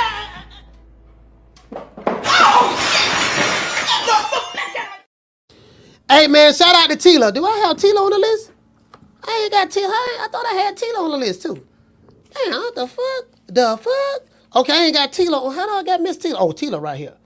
All right, my bad. Shout out to Tila, too, man. Hey, okay. Anyways, y'all listen to these niggas y'all want to, boy. Your ass gonna be in jail doing a whole lot of time in the graveyard and broke. Big third lady Tyrone gonna have your girl now. You sitting there listening to these niggas, third lady Tyrone gonna have your girl doing some things that you ain't gonna be able to do because you gonna be in jail. You get what I'm saying? Anyways, before we go, we got to say all praises due to the Most High, the Most Exalted, the greatest human being on the planet Earth, Mr. Al Heyman. Well, you know, I guess I gotta be like everybody else and saying Al Heyman. I can quit my job now, baby. 6 figures, baby. You feel me? I'm about to But a name. Do you have a name? Oh, nah, I ain't got no name, you know. Name them names, man. They know who they is. Name them names, please. The names need to be named. They know who they is. The Mexican monster. Shout out to all the callers, man. Shout out to Curtis from Long Beach. Okay. Jackie from Houston. Jackie Houston from Florida. Okay. Jackie said it from Pensacola, Florida. Shout out to Red Stripe from the ATL. Okay. Rob Knox from DC. Okay. Randy from the UK. Okay. Nate from the UK. Okay. M1 from the BX. Okay. Martin from Jersey, Brick City. Okay. Tony from Chi-Town 2 times. Okay. Rick from Toronto. Okay. $1 Trillion Dreams from Detroit. Okay. Leo from H-Town. Okay. Corey from Texas. Okay. D-Block from Dallas. Okay. Troy from B-More. Okay. Yarmus from Brooklyn, stand up. Okay. The brother who called from Minneapolis, I forgot your name. Okay. And Rob from New York. Okay. Let's give all the callers a round of applause.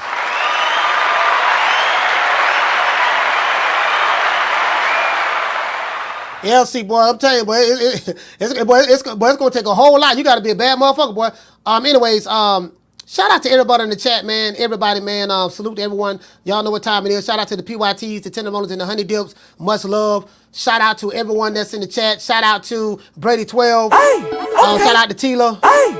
Eric Grimey. JC. Shout out to Incredible Black. Keith's Bulldogs, our sponsor. Shout out to No Cap Entertainment. Corey Bradley. Shout out to the inevitable D Block. Shout out to Marty King Boxing. Some Ramdo. Shout out to Sheila and Callie. In my opinion. Schoolo X-Man. Knockdown 305. Jason Phillips. Shout out to who else we have? Shout out to Stephen X, North Carolina Stand Up. JC. The Undisputed Talk. G5.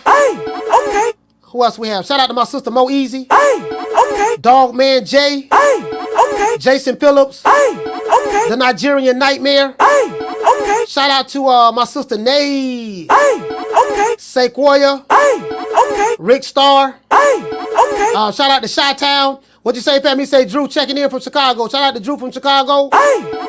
It is what it is, man. And salute to everybody, man. Shout out to the PYTs, the Tenderloins, and the Honey Dips. Shout out to my dog, Booger Ray. Make it last. Make it last forever. Don't let I love you.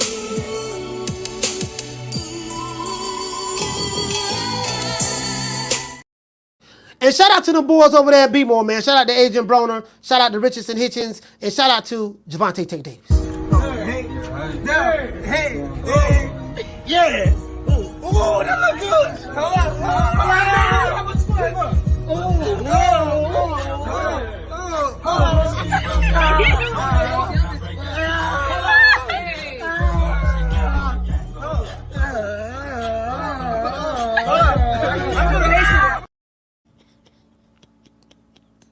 I ain't gonna lie, boy. That shit right there is hilarious. Y'all know what time it is. I see y'all.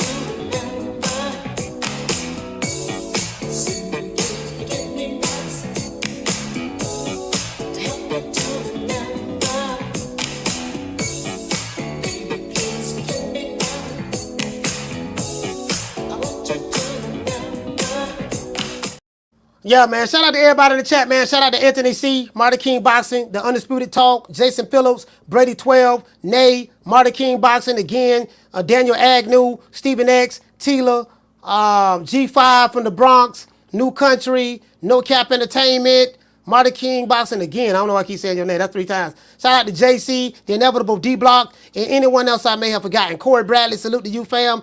I'll see you guys on the next one. You know my motto, don't meet me there, beat me there. Peace. We'll do a pop-up outside. Man, I'm out of here, bro. Let's go.